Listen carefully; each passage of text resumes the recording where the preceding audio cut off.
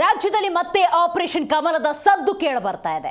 ಅಧಿಕಾರಕ್ಕಾಗಿ ಮತ್ತೆ ಬಿಜೆಪಿ ಅಡ್ಡದಾರಿಯನ್ನ ಹಿಡಿತಾ ಅನ್ನೋದೇ ಸದ್ಯದ ಪ್ರಶ್ನೆ. ಆದರೆ ಇದಕ್ಕೆ ಬಿಜೆಪಿಯ ಪ್ರತಿಕ್ರಿಯೆ ಏನು ಅಂತ ನೋಡೋದಾದ್ರೆ, ಕಾಂಗ್ರೆಸ್ಗೆ ಸೋಲಿನ ಭಯ ಕಾಣ್ತಾ ಇದೆ. ರಾಜ್ಯದಲ್ಲಿ ಉಪಚುನಾವಣೆಯಾಗಿದೆ, ಆ ಸೋಲಿನ ಭಯ, ಮೂಡಾ ಸೇರಿದಂತೆ ಹಲವಾರು ಹಗರಣಗಳು, ಆ ಹಗರಣಗಳನ್ನು ಮುಚ್ಚಿ ಹಾಕೋದಕ್ಕೆ ಬಿಜೆಪಿ ಕಡೆಯಿಂದ 50 ಕೋಟಿ ಆಫರ್ ಶಾಸಕರಿಗೆ ಅನ್ನುವಂಥ ಸುದ್ದಿಯನ್ನು ಹಬ್ಬಿಸ್ತಾ ಇದೆ. ಪ್ರಾಯೋಗಿಕವಾಗಿ ನಾವು ನೋಡೋದಾದರೆ ಪ್ರಾಕ್ಟಿಕಲಿ ಇಟ್ ಇಸ್ ಇಂಪಾಸಿಬಲ್. 135+ ಅನ್ನುವಂತಹ ಒಂದು ವಿಶ್ವಾಸವನ್ನು, ಬಹುಮತವನ್ನು ಜನರೇ ಕೊಟ್ಟಿದ್ದಾಗ ಆಡಳಿತ ನಡೆಸಲಾಗದ ಕಾಂಗ್ರೆಸ್ ಈ ರೀತಿ ಸುದ್ದಿಯನ್ನು ಹಬ್ಬಿಸ್ತಿದೆ ಅನ್ನೋದು ಬಿಜೆಪಿ ಮಾತಾಗಿದ್ದರೆ, ಅಕ್ಷರಶಃ ನಮ್ಮ ಸರ್ಕಾರವನ್ನು ಬೀಳಿಸೋದಕ್ಕೆ ಬಿಜೆಪಿ ಮತ್ತು JDS ನಿರಂತರವಾದಂಥ ಪ್ರಯತ್ನವನ್ನು ಮಾಡಿದ್ದಾರೆ. 135+ ಅನ್ನುವಂತಹ ಮ್ಯಾಂಡೇಟನ್ನು ಜನ ಕೊಟ್ಟಿದ್ರೂ ಕೂಡ ಸುಭದ್ರ ಸರ್ಕಾರವನ್ನು ಅಲುಗಾಡಿಸುವಂಥ ಪ್ರಯತ್ನವನ್ನು ಬಿಜೆಪಿ JDS ನಿರಂತರವಾಗಿ ಮಾಡ್ತಾನೇ ಇದ್ದಾವೆ ಅನ್ನೋದು ಕಾಂಗ್ರೆಸ್ನ ಗಂಭೀರ ಆರೋಪ. ಅಸಲಿಗಾಗಿರೋದಾದರೂ ಏನು? ಎಲ್ಲದರ ಬಗ್ಗೆ ಕೂಲಂಕುಷವಾಗಿ ಮಾತಾಡೋಣ. ನಾನು ದಿವ್ಯಶ್ರೀ.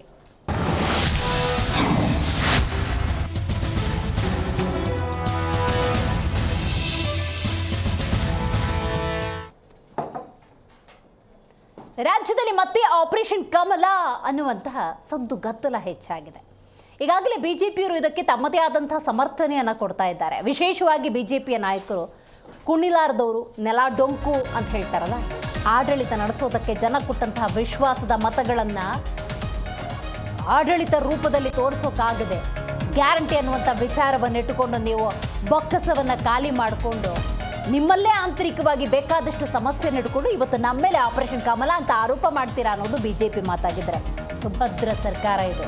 ಜನರಿಗೆ ಕೊಟ್ಟಂಥ ಭರವಸೆಯನ್ನು ಈಡೇರಿಸೋದಕ್ಕೆ ನಾವು ಇರೋದು. ಜನಪರ ಸರ್ಕಾರ ಇದು, ಸರ್ವ ಜನಾಂಗದ ಶಾಂತಿಯ ತೋಟ. ನಮ್ಮ ಸರ್ಕಾರವನ್ನು, ಸುಭದ್ರ ಸರ್ಕಾರವನ್ನು ಅಲುಗಾಡ್ಸೋಕೆ ಬರ್ತೀರಾ? ನನ್ನನ್ನು ಮುಟ್ಟಿದ್ರೆ ಜನ ಸುಮ್ಮನೆ ಬಿಡೋದಿಲ್ಲ. ಇದು ಮುಖ್ಯಮಂತ್ರಿ ಸಿದ್ದರಾಮಯ್ಯನವರು ಹೇಳಿರುವಂಥ ಮಾತು. ಹೌದು, ರಾಜ್ಯದಲ್ಲಿ ಮತ್ತೆ ಆಪರೇಷನ್ ಕಮಲದ ಸದ್ದು ಗದ್ದಲ ಕೊಂಚ ಹೆಚ್ಚಾಗಿ ಆಗ್ತಾ ಇದೆ. ಸರ್ಕಾರ ಉರುಳಿಸೋದಕ್ಕೆ ಬಿಜೆಪಿಯಿಂದ ಆಪರೇಷನ್. ಕಾಂಗ್ರೆಸ್ನ ಶಾಸಕರಿಗೆ 50 ಕೋಟಿ ಆಫರ್ ಕೊಟ್ಟಿದ್ದಾರಂತೆ. ಕಾಂಗ್ರೆಸ್ನ ನಾಯಕರಿಗೆ ಪಕ್ಷನಿಷ್ಠೆ ಅನ್ನೋದಿಲ್ವೇ? ಇನ್ನು ಸಿದ್ದರಾಮಯ್ಯನವರು ಸ್ಫೋಟಕವಾದಂತಹ ಆರೋಪವನ್ನು ಮಾಡಿದ್ದಾರೆ. ಏನದು ಸ್ಟೇಟ್ಮೆಂಟ್ ಅಂತ ನೋಡೋದಾದ್ರೆ, ನನ್ನನ್ನು ಮುಟ್ಟಿದ್ರೆ ಜನ ಸುಮ್ಮನೆ ಬಿಡೋದಿಲ್ಲ. ರಾಜ್ಯ ರಾಜಕೀಯದಲ್ಲಿ ಸಿಎಂ ಕೊಟ್ಟಿರುವಂಥ ಈ ಹೇಳಿಕೆ ಸಂಚಲನವನ್ನು ಹುಟ್ಟುಹಾಕಿದೆ. ಕೇಂದ್ರ ಸಚಿವರಾಗಿರುವಂತಹ ಸೋಮಣ್ಣವರು ನಿಮ್ಮನ್ನು ಮುಟ್ಟಕ್ಕಾಗತ್ತಾ ಅಂತ ಕೂಡ ಪ್ರತಿಕ್ರಿಯೆಯನ್ನು ಕೊಟ್ಟಿದ್ದಾರೆ. ಪೊಲೀಸ್ನವರು ಒಳಗೆ ಹಾಕ್ತಾರೆ ಅಂತ ಹೇಳಿ ಸೋಮಣ್ಣವರು ಇದಕ್ಕೆ ಪ್ರತಿಕ್ರಿಯೆಯನ್ನು ಕೂಡ ಕೊಟ್ಟಿದ್ದಾರೆ. ಬಟ್ ಇಷ್ಟೆಲ್ಲ ಆಗ್ತಿರುವ ನಡುವೆ ಹಗರಣಗಳು ಕೂಡ ಒಂದಲ್ಲ ಒಂದು ಹೊರಗೆ ಬರ್ತಾ ಇದೆ ನೋಡಿ. ಮೂಡಾ, ವಾಲ್ಮೀಕಿ, RB ತಿಮ್ಮಾಪುರ್, ಲಕ್ಷ್ಮೀ ಹೆಬ್ಬಾಳ್ಕರ್, ಹೀಗೆ ಸಾಲು ಸಾಲು ಹೆಸರುಗಳ ನಡುವೆ ಬಿಜೆಪಿಯ ಹಗರಣಗಳನ್ನು, 21 ಹಗರಣಗಳನ್ನು ಸಿದ್ದರಾಮಯ್ಯನವರು ಆಗಾಗ ಪ್ರಸ್ತಾಪ ಮಾಡ್ತಿದ್ರು. ಇದನ್ನು ರಾಜ್ಯದ ಜನತೆಯ ಮುಂದಿಡ್ತೀವಿ ಅಂತ ಹೇಳ್ತಿದ್ರು. ಕೋವಿಡ್ ಹಗರಣವನ್ನು ಈಗ ಮುನ್ನೆಲೆಗೆ ತಂದಿದ್ದಾರೆ. SIT ಕೂಡ ರಚನೆಯಾಗಿದೆ. ಸೊ ಹಗರಣಗಳ ಸರದಾರರ ನಡುವೆ ಈಗ 50 ಕೋಟಿ ಆಫರ್ ಅನ್ನೋ ವಿಚಾರ ಎಲ್ಲಿಗೆ ಬಂದು ನಿಂತುಕೊಂಡಿದೆ?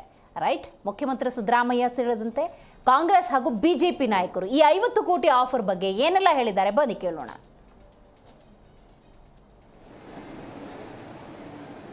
ಭ್ರಷ್ಟಾಚಾರದ ಹಣ ಅಲ್ಲ, ಈ ಸಾರಿ ಈಗಾಗಲೇ ಮಾಡಿ ಸಿದ್ದರಾಮಯ್ಯ ಸರ್ಕಾರ ಕಿತ್ತಾಕಬೇಕು ಅಂತೇಳಿ 50,000 ರೂಪಾಯಿಗಳನ್ನು ಒಬ್ಬೊಬ್ಬ 50 ಕೋಟಿ ರೂಪಾಯಿಗಳನ್ನು ಒಬ್ಬೊಬ್ಬ MLAಗೆ ಆಫರ್ ಮಾಡೋದು. 50 ಕೋಟಿ, 50 ಜನ MLAಗಳಿಗೆ 50 ಕೋಟಿ ಕೊಡ್ತೀವಿ ಅಂತ ಎಲ್ಲಿಂದ ಬರ್ತದೆ ಈ ದುಡ್ಡು? ಯಡಿಯೂರಪ್ಪ ಪ್ರಿಂಟ್ ಮಾಡಿದ್ದ? ಬಸವರಾಜ ಬೊಮ್ಮಾಯಿ ಪ್ರಿಂಟ್ ಮಾಡಿದ್ರ? ಅಶೋಕ ಪ್ರಿಂಟ್ ಮಾಡಿದ್ದ? ವಿಜಯೇಂದ್ರ ಪ್ರಿಂಟ್ ಮಾಡಿದ್ರ? ಎಲ್ಲಿಂದ ಬರಬೇಕು ಈ ದುಡ್ಡು? ಲಂಚ್ ಹಣ ಕೋಟಿಗಟ್ಟಲೆ ಮಾಡಿಬಿಟ್ಟಿದ್ದಾರೆ. ಅದನ್ನು ಉಪಯೋಗಿಸಿ ಒಬ್ಬೊಬ್ಬ MLAಗೆ 50 ಕೋಟಿ. ನಮ್ಮ MLAಗಳು ಯಾರು ಕೂಡ ಒಪ್ಪಲಿಲ್ಲ ಈ ಸರ್. ಅದಕ್ಕೆ ಶುರು ಮಾಡೋದು, ಹೆಂಗಾರು ಮಾಡಿ ಪಶಿ ಬಳದು ಅಧಿಕಾರ ತೆಗೆದುಹಾಕಿ ಏನಾರ ಮಾಡ್ತಾರೆ. ಮಾನ್ಯ ಮುಖ್ಯಮಂತ್ರಿಗಳಿಗೆ ಅವರು ಆ ರೀತಿ ಹೇಳಿಕೆಯನ್ನು ಕೊಡಬೇಕಾದ್ರೆ ಅವರಿಗೆ ಒಂದಿಷ್ಟು ಮಾಹಿತಿ ಇರಲೇಬೇಕು. ಹಾಗಾಗಿ ಅವರು ಹೇಳಿರ್ತಾರೆ. ಹೇಳಿರೋದ್ರಲ್ಲಿ ಅರ್ಥ ಇದೆ. ಭಾರತೀಯ ಜನತಾ ಪಾರ್ಟಿಯವರು ಮತ್ತು ಜನತಾದಳದವರು ಈ ಸರ್ಕಾರವನ್ನು ಅಸ್ಥಿರ ಮಾಡಬೇಕು ಅಂತ ಎಲ್ಲ ಪ್ರಯತ್ನವನ್ನು ಸತತವಾಗಿ ಮಾಡ್ತಾಯಿದ್ದಾರೆ. ಮೂಢ ಮಾಡ್ತಾರೆ, ಇನ್ನೊಂದು ಮಾಡ್ತಾರೆ. ಏನೇ ಒಂದು ಅವರ ಕಾರ್ಯಕ್ರಮ ಇದ್ದರೂ ಕೂಡ ಈ ಸರ್ಕಾರವನ್ನು ಅಸ್ಥಿರ ಮಾಡಬೇಕು ಅಂತ ಹೊರಟಿದ್ದಾರೆ. ಅವ್ರಿಗೆ ಅದು ಸಾಧ್ಯ ಇಲ್ಲ ಅಂತಲೂ ಕೂಡ ಗೊತ್ತಿದೆ. ಆದರೂ ಕೂಡ ಈಗ ಶಾಸಕರಿಗೆ ಆಮಿಷ ತೋರಿಸಿ ಅವರಿಗೆ ಇದೊಂದು ಒಂದು ರೀತಿಯಲ್ಲಿ ಇದು ಒಂದು ಹ್ಯಾಬಿಚುವಲ್ ಇದು ಆಗಿಬಿಟ್ಟಿದೆ. ಮಹಾರಾಷ್ಟ್ರದಲ್ಲಿ 42 ಜನರಿಗೆ ಅವರು ಹಣ ಕೊಟ್ಟು ಮತ್ತೊಂದು ಎಲ್ಲ ಮಾಡಿ ಅವ್ರನ್ನ ಕಟ್ಕೊಂಡ್ರು ಅಂತೇಳಿ ಅಲ್ಲಿ ಹೇಳ್ತಾರೆ. ಅದೇ ರೀತಿ ಅವರು ಸರ್ಕಾರ ಅಲ್ಲಿ ಕೆಡವಿದ್ರು ಸರ್ಕಾರ ಮಾಡಿಕೊಂಡು ಇಲ್ಲಿ ಹಿಂದೆಲ್ಲ ಮಾಡಿದ್ದಾರೆ. ಈಗಲೂ ಕೂಡ ಆ ಪ್ರಯತ್ನ ಮಾಡ್ತಾ ಇರ್ಬೋದು. ಮಾನ್ಯ ಮುಖ್ಯಮಂತ್ರಿಗಳ ಗಂಭೀರ ಆರೋಪದಲ್ಲಿ ಖಂಡಿತವಾಗಿ ಏನಾದರೂ ಮಾಹಿತಿ ಇರಲೇಬೇಕು. ಸದೃಢ ಸರ್ಕಾರ BJPಗೆ ಮೋದಿ ಸಾಹೇಬರಿಗೆಲ್ಲ ಎನಿಥಿಂಗ್ ಇಸ್ ಪಾಸಿಬಲ್ ಅಲ್ಲ. ಅವ್ರಿಗೇನು ಬೇಕಿದ್ದು ಮಾಡ್ಬೋದು. ಮಧ್ಯಪ್ರದೇಶ ಸರ್ಕಾರ ಬೆಳೆಸಿದ್ರು, ಗೋವಾ ಸರ್ಕಾರ ಬೆಳೆಸಿದ್ರು, ಮಹಾರಾಷ್ಟ್ರ ಸರ್ಕಾರ ಬೆಳೆಸಿದ್ರು. ಇದೇನು ಹೊಸದಲ್ಲ ಅವರಿಗೆ. ಪ್ರಯತ್ನ ಅಂತೂ ಮಾಡ್ತಾ ಇದ್ದಾರೆ. ಆ ಥರ ಇನ್ಫಾರ್ಮೇಷನ್ಸ್ಗೆ ಯಾವ ಥರ ಮಾಹಿತಿ ಇರುತ್ತೆ ಅಂತಂದಾಗ ಯಾರು ಆಫರ್ ಮಾಡ್ತಾರೆ ಅದಕ್ಕೆ ಖಚಿತವಾಗಿ ನನಗಂತೂ ಸಂಪೂರ್ಣ ಮಾಹಿತಿ ಇಲ್ಲ. ಬಟ್ ಇನ್ಫಾರ್ಮೇಷನ್ಸ್ ಇದೆ. ಸೊ ಮಾನ್ಯ ಮುಖ್ಯಮಂತ್ರಿಗೂ ಅವ್ರಿಗೆ ಜಾಸ್ತಿ ಇನ್ಫಾರ್ಮೇಷನ್ ಇರುತ್ತೆ. ಬಟ್ ನನಗೂ ಈ ಥರದ ಇನ್ಫಾರ್ಮೇಷನ್ಸ್ ಇದೆ. ಪ್ರಯತ್ನ ಮಾಡ್ತಾ ಇದ್ದಾರೆ. ಹೇಳಿದ್ದು ಯಾರು ಹೇಳಿದಾರೋ ಅವ್ರ ಹೆಸರು ಹೇಳೋಕ್ಕೆ ಹೋಗಲ್ಲ. ಬಟ್ ಹೇಳಿದೆ ಮಾಹಿತಿ ಇದೆ ಪ್ರಕಾರ. ಅಂದರೆ ಯಾರಾದರೂ ಮುಖ್ಯಮಂತ್ರಿನ ಮುಟ್ಟಿದ್ರೆ ಯಾರು ಸುಮ್ಮನೆ ಇರೋಕ್ಕಾಯ್ತದ? ಮುಖ್ಯಮಂತ್ರಿ ಮುಟ್ಟಿದ್ರೆ ಏನಾಯ್ತದೆ? ಪೊಲೀಸರು ಇರ್ತಾರೆ, ಕೇಸ್ ಹಾಕ್ತಾರೆ ಅಲ್ವಾ? ಹಂಗಾಗಿ ಆ ಅರ್ಥದಲ್ಲಿ ಅವ್ರು ಏನೋ ಮಾತಾಡಿರ್ಬೋದು. ಸಿದ್ದರಾಮಯ್ಯನವರು ಒಬ್ಬ ಅನುಭವಿ ರಾಜಕಾರಣಿಗಳಿದ್ದಾರೆ. 2 ಬಾರಿ ಮುಖ್ಯಮಂತ್ರಿಗಳಾದವರಿದ್ದಾರೆ. ಅವ್ರು ಏನು ಮಾತಾಡ್ತಾ ಇದ್ದೀನಿ ಅಂತದ್ದು ಅವ್ರ ವಿವೇಚನೆಗೆ ಬಿಡ್ತೀನಿ. ಅದರ ದುಷ್ಪರಿಣಾಮ ಏನು ಅನ್ನೋದಕ್ಕಿಂತ ಹೆಚ್ಚಾಗಿ ಸಾಮಾನ್ಯ ಜನರಲ್ಲಿ ಇರ್ತಕ್ಕಂಥ ಭಾವನೆಗಳಿಗೆ ನಾವು ತದ್ವಿರುದ್ಧವಾಗಿ ಮಾತನಾಡೋದು ಎಷ್ಟು ಮಟ್ಟಿಗೆ ಸಮಂಜಸ ಅಂತ ಅವರೇ ತೀರ್ಮಾನ ಮಾಡಿಕೊಂಡು. ಮಾನ್ಯ ಮುಖ್ಯಮಂತ್ರಿಗಳಾಗಿರ್ತಕ್ಕಂಥ ಸಿದ್ದರಾಮಯ್ಯನವರು ಯಾಕೆ ಇಷ್ಟೊಂದು ವಿಚಲಿತರಾಗಿದ್ದಾರೆ ಅಂತಕ್ಕಂಥದ್ದು ನನಗೆ ಗೊತ್ತಾಗ್ತಾ ಇಲ್ಲ. ಮಾನ್ಯ ಸಿದ್ದರಾಮಯ್ಯನವರು ಲಾಯರ್ ಅಂದ್ಕೊಂಡಿದ್ದೆ, ಅದರ ಲೈಯರ್ ಆಗಿ ಬದಲಾಗಿದ್ದಾರೆ. ಇವತ್ತು ನಾನು ಒಂದು ವಿಚಾರವನ್ನು ಹೇಳಲಿಕ್ಕೆ ಬಯಸ್ತೇನೆ.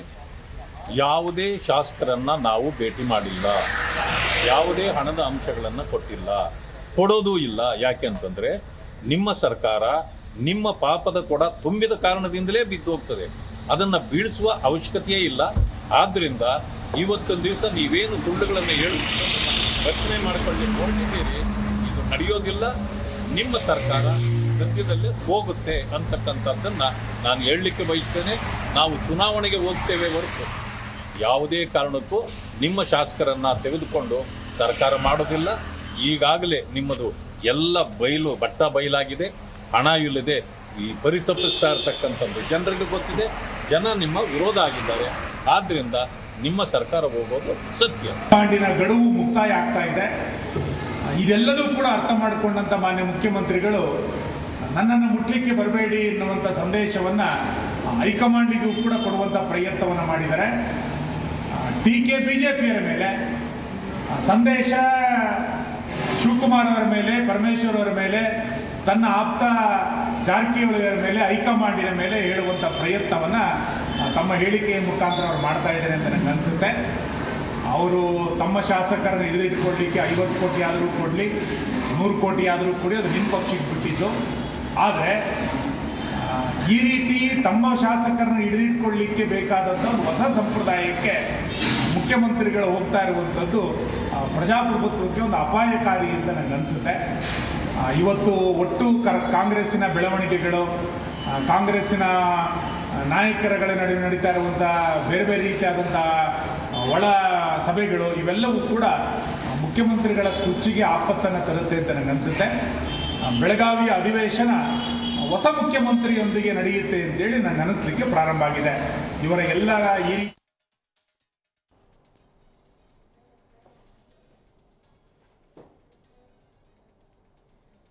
ಈ ಬಗ್ಗೆ ಮಾತಾಡಲಿಕ್ಕೆ ಬಿಜೆಪಿ ವಕ್ತಾರರಾಗಿರುವಂತಹ ಗೋವಿಂದರಾಜು ಭಾಗಿಯಾಗಿದ್ದಾರೆ. ನಮಸ್ಕಾರ. ಜೆಡಿಎಸ್ ವಕ್ತಾರರಾಗಿರುವಂತಹ ಸೈಯದ್ ತಹಸೀನ್ ಅವರಿದ್ದಾರೆ. ನಮಸ್ಕಾರ. ಕಾಂಗ್ರೆಸ್ ವಕ್ತಾರರಾಗಿರುವಂತಹ ಬಾಲಕೃಷ್ಣ ಯಾದವ್ ಅವರಿದ್ದಾರೆ. ನಮಸ್ಕಾರ. ಬಿಜೆಪಿ ವಕ್ತಾರರಿಂದಲೇ ಆರಂಭ ಮಾಡೋಣ. ಮುಖ್ಯಮಂತ್ರಿ ಸಿದ್ದರಾಮಯ್ಯನವ್ರು ಕೊಟ್ಟಿರುವಂಥ ಸ್ಟೇಟ್ಮೆಂಟ್, ಘನತ್ವತ್ತ ಸ್ಥಾನದಲ್ಲಿರುವಂಥ ಅವರು ಹೇಳಿದ್ರೆ ಜನ ಒಪ್ಪುತ್ತಾರೆ, ನಂಬುತ್ತಾರೆ. 50 ಕೋಟಿ ಆಫರ್, ಆಪರೇಷನ್ ಕಮಲ ಮಾಡ್ತಾ ಇದ್ದೀರಾ ಇಲ್ವಾ? ನೋಡಿ ಮೇಡಮ್, ಇತ್ತೀಚಿನ ದಿನಗಳಲ್ಲಿ ಸನ್ಮಾನ್ಯ ಸಿದ್ದರಾಮಯ್ಯನವರು ಗಾಳಿಯಲ್ಲಿ ಗುಂಡೊಡೆಯೋ ಕೆಲಸ ಮಾಡ್ತಾ ಇದ್ದಾರೆ. ಯಾಕೆಂದರೆ ಯಾವುದೇ ಆಧಾರ ಇಲ್ಲದ ಸುದ್ದಿಗಳನ್ನು ಜನರ ಮಧ್ಯೆ ಹರಿದು ಬಿಡೋದ್ರಲ್ಲಿ ಇತ್ತೀಚಿನ ದಿನದಲ್ಲಿ ಸನ್ಮಾನ್ಯ ಮುಖ್ಯಮಂತ್ರಿಗಳು ಇವತ್ತು ರುಸ್ತುಮರಾಗಿ ಕಾಣ್ತಾ ಇದ್ದಾರೆ. ಯಾಕೆ ಅಂದರೆ ಇವತ್ತು 136 ಸೀಟ್ ಬಂದಿರತಕ್ಕಂಥ ಕಾಂಗ್ರೆಸ್ಗೆ ಅವ್ರದೇ ಶಾಸಕರ ಮೇಲೆ ವಿಶ್ವಾಸ ಇಲ್ದಲೇ ಹೇಳ್ತಾ ಇದ್ದಾರಾ, ಇಲ್ಲ ಮುಖ್ಯಮಂತ್ರಿ ಮೇಲೆ ಅವ್ರದೇ ಶಾಸಕರುಗಳಿಗೆ ವಿಶ್ವಾಸ ಇಲ್ದಲೇ ಈ ಮಾತು ಹೇಳ್ತಾ ಇದ್ದಾರಾ? ಸೊ ಈಗಿರಬೇಕಾದ್ರೆ ಎಲ್ಲ ಒಂದು ಕಡೆ ಈ ಸರ್ಕಾರ ಬಂದಾಗಲಿಂದ ಹಗರಣಗಳ ಜೊತೆಯಲ್ಲಿ ಕೆಲಸ ಮಾಡ್ತಾ ಇದೆ. ಯಾಕೆಂದರೆ ಇವತ್ತು ಕರ್ನಾಟಕ ರಾಜ್ಯದಲ್ಲಿ ಯಾವುದೇ ರೀತಿಯ ಒಂದು ಒಳ್ಳೆ ಕೆಲಸಗಳು ಮಾಡೋಕ್ಕಾಗ್ತಾ ಇಲ್ಲ, ಒಳ್ಳೆ ರೀತಿಯಲ್ಲಿ ಆಡಳಿತ ಕೊಡೋಕ್ಕಾಗ್ತಾ ಇಲ್ಲ, ಕಾನೂನು ಸುವ್ಯವಸ್ಥೆ ಕೊಡೋಕ್ಕಾಗ್ತಾ ಇಲ್ಲ. ಇವತ್ತು ದಿನ ಬೆಳಗಾದರೆ ವಾಲ್ಮೀಕಿ ಅಭಿವೃದ್ಧಿ ಹಗರಣ, ಮೂಡ ಹಗರಣ, ಅದೇ ರೀತಿ ಲಿಕ್ಕರ್ ಅಬಕಾರಿ ಇಲಾಖೆಯಲ್ಲಿ ಹಗರಣ, ಇವತ್ತು ಎಲ್ಲವನ್ನು ಕೊಳ್ಳೆ ಹೊಡೆದು ಇವತ್ತು ಮಹಾರಾಷ್ಟ್ರ ಚುನಾವಣೆಗೆ ಮತ್ತು ಬೇರೆ ಬೇರೆ ನಾಯಕರುಗಳಿಗೆ ಕಳಿಸುವಂಥ ಕೆಲಸ, ಇದನ್ನು ಮುಚ್ಚಿಡೋಕ್ಕೋಸ್ಕರ ಇವತ್ತು ಸನ್ಮಾನ್ಯ ಸಿದ್ದರಾಮಯ್ಯನವರು ಆರೋಪಗಳಿಗೆ ಉರುಳಿಲ್ಲದೆ ಇವತ್ತು ಏಕಾಏಕಿ ಭಾರತೀಯ ಜನತಾ ಪಾರ್ಟಿ ಮೇಲೆ ಆರೋಪ ಮಾಡೋದು ಎಷ್ಟು ಕರೆಕ್ಟು, ಎಷ್ಟು ಸರಿ ಅನ್ನೋದು ನನಗಂತೂ ಅರ್ಥ ಆಗ್ತಾ ಇಲ್ಲ. ಯಾಕೆಂದರೆ ಇವತ್ತಿನ ಯೋಚನೆ ಭಾರತೀಯ ಜನತಾ ಪಾರ್ಟಿಗೆ ಯಾವುದೇ ರೀತಿಯ ಯೋಚನೆ ಇಲ್ಲ, ಆ ರೀತಿಯ ಒಂದು ಕೆಲಸಕ್ಕೂ ಕೈ ಹಾಕಲ್ಲ. ಆದರೆ 136 ಸೀಟ್ ಕೊಟ್ಟಿದ್ದಾರಲ್ಲ ಈ ರಾಜ್ಯದ ಜನತೆ, ನಿಮ್ಗೆ ಯಾಕೆ ಅಭದ್ರತೆ ಕಾಡ್ತಾ ಇದೆ? ಹಾಗಾದ್ರೆ ನಿಮ್ಮದೇ ಪಕ್ಷದ ಶಾಸಕರುಗಳು ಎಲ್ಲ ಒಂದ್ ಕಡೆ ನಿಮ್ಮ ಕುರ್ಚಿ ಅಲಗಾಡುತ್ತಾರೆ ಅಂತ ಒಂದು ವಿಚಾರ ಇಟ್ಕೊಂಡು ಇವತ್ತು ಈ ಸ್ಟೇಟ್ಮೆಂಟ್ ಕೊಡ್ತಾ ಇದ್ದೀರಾ? ಬಿಜೆಪಿಗೆ ಆಲೋಚನೆ ಇಲ್ಲ ಅನ್ನೋದಾದ್ರೂ ಕೂಡ ನಿಮ್ಮ ಮೇಲೆ ಇಷ್ಟು ಬೆಟ್ಟ ಮಾಡಿ ತೋರಿಸ್ತಾರೆ ಅಂದ್ರೆ ಅದಕ್ಕೆ ಮುನ್ನುಡಿ ಬರ್ದವ್ರು ನೀವೇ. ಇಲ್ಲ ನೋಡಿ ಮೇಡಮ್, ಇವತ್ತು ಅವ್ರದೇ ಶಾಸಕರುಗಳಿಗೆ ಎಲ್ಲ ಒಂದ್ ಕಡೆ ಈ ಸರ್ಕಾರದ ಮೇಲೆ ನಂಬಿಕೆ ಮತ್ತೆ ವಿಶ್ವಾಸ ಕಳ್ಕೊಂಡಿದ್ದಾರೆ. ಆ ಒಂದು ದೃಷ್ಟಿಯಲ್ಲಿ ಇಟ್ಕೊಂಡು ಎಲ್ಲ ಒಂದ್ ಕಡೆ ಸಿದ್ದರಾಮಯ್ಯನವ್ರಿಗೂ ಕೂಡ ಆ ರೀತಿ ಅನಿಸೋದಕ್ಕೆ ಸ್ಟಾರ್ಟ್ ಆಗಿದೆ. ಅಂದರೆ ಇಡೀ ರಾಜ್ಯದ ಜನತೆಗೆ ಕೂಡ ಈ ಸರ್ಕಾರ ಸರಿ ಇಲ್ಲ ಅಂತ ಹೇಳ್ತಾ ಇದ್ದಾರೆ. ಅದೇ ರೀತಿ ಶಾಸಕರುಗಳು ಕೂಡ ಎಲ್ಲೋ ಒಂದು ಕಡೆ ಈ ಸರ್ಕಾರದಲ್ಲಿ ಏನೂ ಆಗ್ತಾ ಇಲ್ಲ, ಏನೋ ಒಂದು ಕೆಲಸಗಳು ನಡೀತಾ ಇಲ್ಲ, ಈ ರಾಜ್ಯ ಅಭಿವೃದ್ಧಿ ಆಗ್ತಾ ಇಲ್ಲ, ಅವ್ರ ಕ್ಷೇತ್ರ ಅಭಿವೃದ್ಧಿ ಆಗ್ತಾ ಇಲ್ಲ ಅಂತ ಹೇಳಿ ಕಡೆ ಎಲ್ಲ ಒಂದು ಕಡೆ ಒಂದು ಗುಲ್ಲೆಬ್ತಾ ಇದೆ. ಅದು ಈ ಎಲ್ಲ ಒಂದು ಕಡೆ ಇದನ್ನ ಈ ರೀತಿಯಾದ ಒಂದು ಚಾಟಿ ಬೀಸ್ಬಿಟ್ರೆ ಎಲ್ಲ ಒಂದು ಕಡೆ ಅನುಕೂಲ ಆಗ್ಬೋದು ಅಂತ ಹೇಳ್ಬಿಟ್ಟು ಗಾಳಿಯಲ್ಲಿ ಗುಂಡೊಡೆಯ ಕೆಲಸ ಇವತ್ತು ಸನ್ಮಾನ್ಯ ಸಿದ್ದರಾಮಯ್ಯನವರು ಮಾಡಕೊಟ್ಟಿದ್ದಾರೆ. ಆದ್ರೆ ಒಂದಂತ ಹೇಳ್ತೀನಿ ಮೇಡಮ್, ಈ ಸರ್ಕಾರನ ಬೇರೆ ಪಾರ್ಟಿಗಳು ಬೀಳ್ಸೋ ಅಂತ ಅವಶ್ಯಕತೆ ಇಲ್ಲ. ಇದಕ್ಕೆಲ್ಲ ಕಾರಣಕರ್ತರು ಅವ್ರದೇ ಶಾಸಕರುಗಳು ಇವತ್ತು ಬೇಸತ್ತಿ ಈ ಸರ್ಕಾರದಲ್ಲಿ ಎಲ್ಲೋ ಒಂದ್ ಕಡೆ ಒಂದು ಶೂನ್ಯ ಸರ್ಕಾರ ಆಗಿ ಇವತ್ತು ರಾಜ್ಯದಲ್ಲಿ ಕಾಣ್ತಾ ಇದೆ. ಇವತ್ತು ಜನರಿಗೆ ಎಲ್ಲ ಒಂದ್ ಕಡೆ ಈ ರಾಜ್ಯದ ಸರ್ಕಾರದ ಕೆಲಸಗಳು ಎಲ್ಲ ಒಂದ್ ಕಡೆ ನಡೀತಾ ಇಲ್ಲ, ಎಲ್ಲ ಒಂದ್ ಕಡೆ ಈ ರಾಜ್ಯ ಇದೆಯೋ ಸರ್ಕಾರ ಇದೆಯೋ ಇಲ್ವೋ ಅಂತ ಈ ರಾಜ್ಯ ಜನತೆಗೆ ಅನ್ಸಿದೆ, ಮಾತಾಡ್ತಾ ಇದ್ದಾರೆ. ಈಗ ಆಲ್ರೆಡಿ ಉಪಚುನಾವಣೆಯಲ್ಲಿ ಜನರುಗಳಿಗೆ ಏನ್ ಅನ್ಸಿದೆ ಅಂದ್ಬಿಟ್ಟು ಅವ್ರಿಗೆ ಗೊತ್ತಾಗಿ ಇವತ್ತು ಇಲ್ಲ ಸಲ್ಲದ ಆರೋಪಗಳನ್ನ ವಿರೋಧ ಪಕ್ಷದ ಮೇಲೆ ಎಸ್ಬಿಟ್ಟು ಇವ್ರು ಏನಾರ ಮಾಡಿ ಅಧಿಕಾರವನ್ನು ಕುರ್ಚಿ ಉಳ್ಕೊಳ್ಳೋಕ್ಕೋಸ್ಕರ ಈ ರೀತಿಯ ಒಂದು ಹೇಳಿಕೆ ಆರೋಪಗಳನ್ನ ಮಾಡ್ತಾ ಇದ್ದಾರೆ. ಮೇಡಮ್, ಇವತ್ತು ಕಾಂಗ್ರೆಸ್ನಲ್ಲಿ ಎಲ್ಲೋ ಒಂದ್ ಕಡೆ ಕುರ್ಚಿಗಾಗಿ ಕಾದಾಟ ನಡೀತಲೇ ಇದೆ ಕಳೆದ 6-7 ತಿಂಗಳಿಂದ.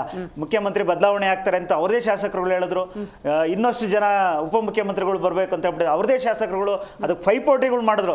ಮುದ್ದೆ ನಿದ್ದೆ ಅಂತ ಎಲ್ಲ ಒಂದು ಪ್ರಕ್ರಿಯೆಗಳು ಅವ್ರ ಪಕ್ಷದಲ್ಲಿ ನಡೆದ್ರು. ಎಲ್ಲ ಒಂದ್ ಕಡೆ ಪರಮೇಶ್ವರ್ ಮನೆಗೆ ಹೋಗುವಂಥದ್ದು, DCM ಮತ್ತೊಬ್ಬರನ್ನ ಸೃಷ್ಟಿ ಮಾಡಬೇಕು ಅನ್ನೋದು, ಈ ರೀತಿಯ ಗೊಂದಲ ಗುಟ್ಟಾಕಿಕೊಂಡಿರ್ತಕ್ಕಂಥದ್ದು ಅವ್ರದೇ ಪಕ್ಷದಲ್ಲಿ. ಆದ್ರೆ ಇದೆಲ್ಲ ಒಂದ್ ಕಡೆ ಎಲ್ಲ ಮರೆಮಾಚಬೇಕಲ್ಲ ಈ ತರ ಗೊಂದಲಗಳನ್ನೆಲ್ಲ. ಈ ರೀತಿಯ ಒಂದು ಗಾಳಿಯಲ್ಲಿ ಗುಂಡೊಡೆದ್ಬಿಟ್ರೆ ಎಲ್ಲವೂ ಸರಿ ಕಾಣುತ್ತೆ. ಇತ್ಲಾಗ ಒಳ್ಳೆ ಕೆಲಸನೂ ಮಾಡ್ತಾ ಇಲ್ಲ, ಇತ್ಲಾಗ ಒಳ್ಳೆ ಆಡಳಿತ ಕೊಡ್ತಾ ಆಗ್ತಾ ಇಲ್ಲ ಸಂದರ್ಭದಲ್ಲಿ ಈ ಸರ್ಕಾರ ಡೈವರ್ಷನ್ ಟ್ಯಾಕ್ಟಿಕ್ಸ್ ಮುಂದಾಗಿದೆ.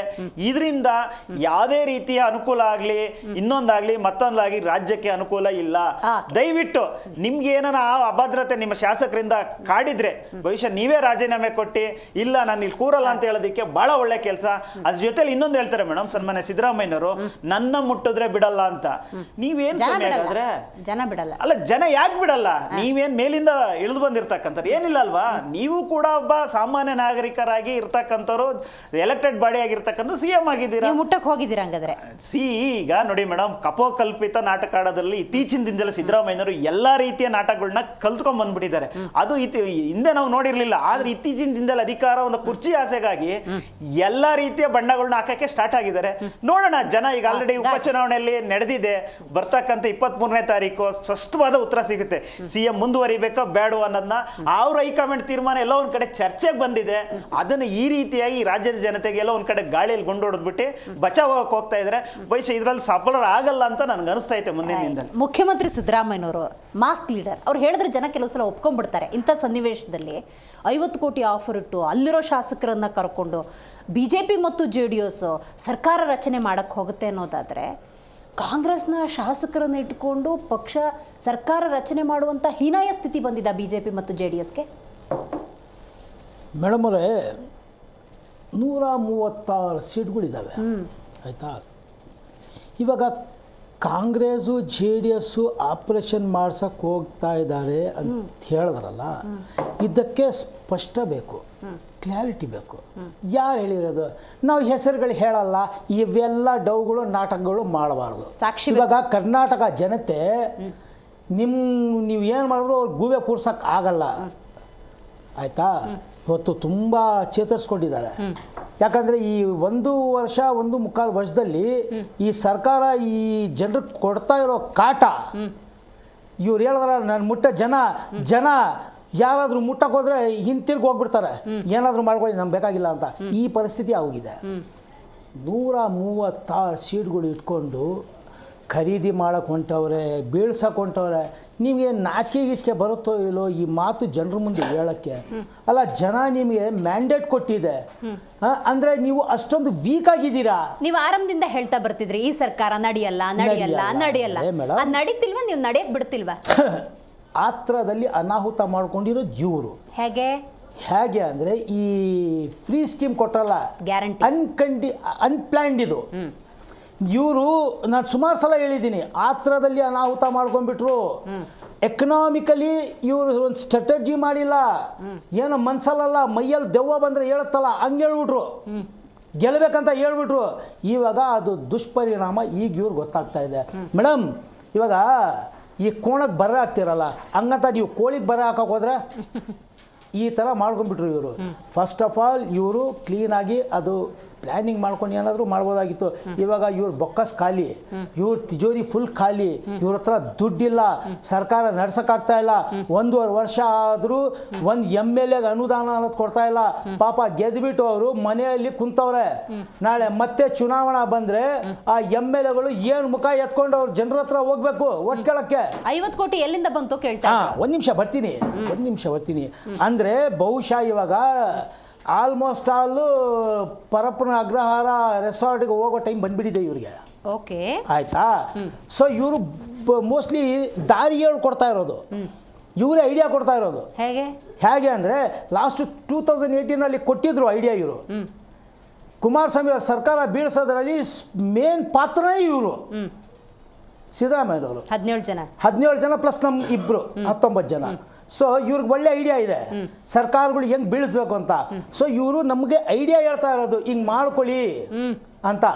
ಯಾಕಂದರೆ ನೋಡಿ, ನಮಗೆ ಆ ಅಗತ್ಯ ಇಲ್ಲ. 50 ಕೋಟಿ ಕೊಡ್ತೀವಿ, ನಿಮ್ಮ ಹತ್ರ ಪ್ರೂಫ್ ಇದ್ದರೆ ಪ್ರೂಫ್ ಸಮೇತ ಮಾತಾಡಬೇಕು, ಗಾಳಿಯಲ್ಲಿ ಗುಂಡು ಹೊಡೆಯೋದಲ್ಲ. ಇವಾಗ ನಾವು ಹೇಳ್ತೀವಿ, ಎಲೆಕ್ಷನ್ ಆಗಿದ ತಕ್ಷಣ JDS 11 MLAಗೆ DK ಶಿವಕುಮಾರ್ ಅವರು ಆಫರ್ ಕೊಟ್ಟಿದ್ರು, ಪರ್ಚೇಸ್ ಮಾಡಿಬಿಟ್ಟು ನಮ್ಮ JDS ಆಫೀಸ್ಗೆ ಬಾಕಲ್ ಹಾಕ್ತೀವಿ ಅಂತ, ಲಾಕ್ ಹಾಕ್ತೀವಿ ಅಂತ ಸಾಕ್ಷಿ ಇದೆ. ಅದಕ್ಕೆ ಸುಮ್ಮನೆ ಇರೋದು. ಆಯ್ತಾ ಮೇಡಮ್? ಯಾಕಂದ್ರೆ ಮಾತಲ್ಲ, ಇಲ್ಲಿ ಪ್ರೂಫ್ ಇರಬೇಕು, ಹೆಸರು ಹೇಳಬೇಕು. ಇವಾಗ ನಿಮಗೆ ನಾವು ಯಾರು ಬೀಳಿಸೋ ಅಗತ್ಯ ಇಲ್ಲ. ನಾನು ಸುಮಾರು ಸಲ ಹೇಳಿದ್ದೀನಿ, ನಿಮ್ಮವರೇ ನಿಮ್ಮ ಸರ್ಕಾರ ಬೀಳಿಸ್ತಾರೆ. ನಾವು JDS BJP ಏನು ಮಾಡಬಾರ್ದು, ಜಸ್ಟ್ ವೇಟ್ ಆ್ಯಂಡ್ ವಾಚ್. ಈ 3 ಕ್ಷೇತ್ರ ಚುನಾವಣೆ ಇದೆಯಲ್ಲ, ಆಲ್ರೆಡಿ ಇವ್ರು ಸೋತವ್ರೆ. ಸೊ ಜನರಿಗೆ ಡೈವರ್ಟ್ ಮಾಡೋಕ್ಕೋಸ್ಕರ ಇವೆಲ್ಲ ಡೌಗಳು ಮಾಡ್ತಾ ಇರೋದು ಇವರು. Right, got it. ಬಾಲಕೃಷ್ಣ ಅವರೇ, ಈಗಾಗಲೇ ಸೈಯದ್ ಅವರು BJP ವಕ್ತಾರರು ಹೇಳಿದ ಪ್ರಕಾರವೇ ಕಾಂಗ್ರೆಸ್ಗೆ ಸೋಲಿನ ಭಯ ಕಾಡ್ತಾ ಇದೆ. ನಾವೇನು ಸರ್ಕಾರ ಬೀಳಿಸುವಂತಹ ಅಗತ್ಯ ಇಲ್ಲ, ಅವರ ಆಂತರಿಕ ಜಗಳದಿಂದನೇ ಬಿದ್ದು ಹೋಗ್ತಾರೆ. ಕುಣಿಲಾರ್ದವ್ರು ನೆಲ ಡೊಂಕು ಅಂತಾರಲ್ಲ, ಅಂಥ ಪರಿಸ್ಥಿತಿ ಅಂಥೇಳಿ. ಪಾಪದ ಕೊಡ ತುಂಬಿದೆ ಅಂಥೇಳಿ. ಯಾಕಂದರೆ ಮೂಡ, ವಾಲ್ಮೀಕಿ, ಅಬಕಾರಿ ಇಲಾಖೆ, ಲಕ್ಷ್ಮೀ ಹೆಬ್ಬಾಳ್ಕರ್, ವಕ್ಫ್, ಹೀಗೆ ಸಾಲು ಸಾಲು ಹಗರಣಗಳಿಂದ ಬೇಸತ್ತಿದೆ ಕಾಂಗ್ರೆಸ್. ಅದರ ಪ್ರತಿಫಲವೇ ಇವತ್ತು ನೋಡಿ ಇನ್ನೊಬ್ಬರ ಮೇಲೆ ಗೂಬೆ ಕೂರಿಸೋ ಕೆಲಸ. ಅದೇ 50 ಕೋಟಿ ಆಫರ್ ವಿಷಯ ಪ್ರಸ್ತಾಪ ಮಾಡಿದ್ದಾರೆ ಮುಖ್ಯಮಂತ್ರಿ ಸಿದ್ದರಾಮಯ್ಯನವರು. ನೋಡಿ, ಮುಖ್ಯಮಂತ್ರಿ ಸಿದ್ದರಾಮಯ್ಯನವರು ಒಬ್ಬ ಅನುಭವಿ ರಾಜಕಾರಣಿ. 2 ಬಾರಿ ಮುಖ್ಯಮಂತ್ರಿಗಳಾಗಿ ಈ ಒಂದು ರಾಜ್ಯದ ಜನತೆಗೆ ನಾವೇನು ಯೋಜನೆಗಳನ್ನು ಕೊಟ್ಟಿದ್ರು, ಸಂವಿಧಾನಬದ್ಧ ಯೋಜನೆಗಳು ನುಡಿದಂತೆ ನಡೆದು ಇವತ್ತು ಯಶಸ್ವಿಯಾಗಿ ಈ ರಾಜ್ಯದಲ್ಲಿ ಆಡಳಿತವನ್ನು ನಡೆಸ್ತಾ ಇದ್ದಾರೆ. ಇಂಥ ಒಂದು ಸಂದರ್ಭದಲ್ಲಿ ಈ ಒಂದು ಜನಪ್ರಿಯ ಯೋಜನೆಗಳು ರಾಷ್ಟ್ರೀಯ ಮಟ್ಟದಲ್ಲಿ, ಪಂಚ ಯೋಜನೆಗಳು ರಾಷ್ಟ್ರೀಯ ಮಟ್ಟದಲ್ಲೂ ಕೂಡ ಚರ್ಚೆಯಾಗಿ ನಮ್ಮ ಯೋಜನೆಗಳನ್ನು BJPಯವರು ಕೂಡ ಕೆಲವೊಂದು ಚುನಾವಣೆ ನಡೀತಲ್ಲ ಅಲ್ಲಿನೂ ಕೂಡ ಅವರು ಕದ್ರು. ಸೊ ಇದೇ ಮುಂದುವರೆದ್ರೆ ಮುಂದೊಂದು ದಿನ ಕಾಂಗ್ರೆಸ್ಗೆ ಈ ರಾಷ್ಟ್ರದಲ್ಲಿ ಪ್ರಬಲ ಆಗ್ತದೆ. ಸೊ ಈ ಒಂದು ಉದ್ದೇಶದಿಂದ ಈ ಜನಪ್ರಿಯತೆ ಸನ್ಮಾನ್ಯ ಮುಖ್ಯಮಂತ್ರಿ ಸಿದ್ದರಾಮಯ್ಯನವರ ಹಾಗೂ ಕಾಂಗ್ರೆಸ್ ಪಕ್ಷದ ಜನಪ್ರಿಯತೆಯನ್ನು ನಾವು ಯಾವ ರೀತಿ ಕಳಿಬೇಕು ಅಂಥೇಳಿ ಅವ್ರ ಮೇಲೆ ಏನು ಮಾಡಿದ್ರು, ಈ ರೀತಿ ಯಾವುದೋ ಒಂದು ಮೂಢ ಅಂತಕ್ಕಂಥ ಕೇಸನ್ನು ಹಾಗೂ ನಮ್ಮ ವಾಲ್ಮೀಕಿ ಹಗರಣದಲ್ಲಿ ಒಬ್ಬ ಶಾಸಕರ ಮೇಲೆ ಒಂದು ನಿಮಿಷ ಸರ್ ನೀವು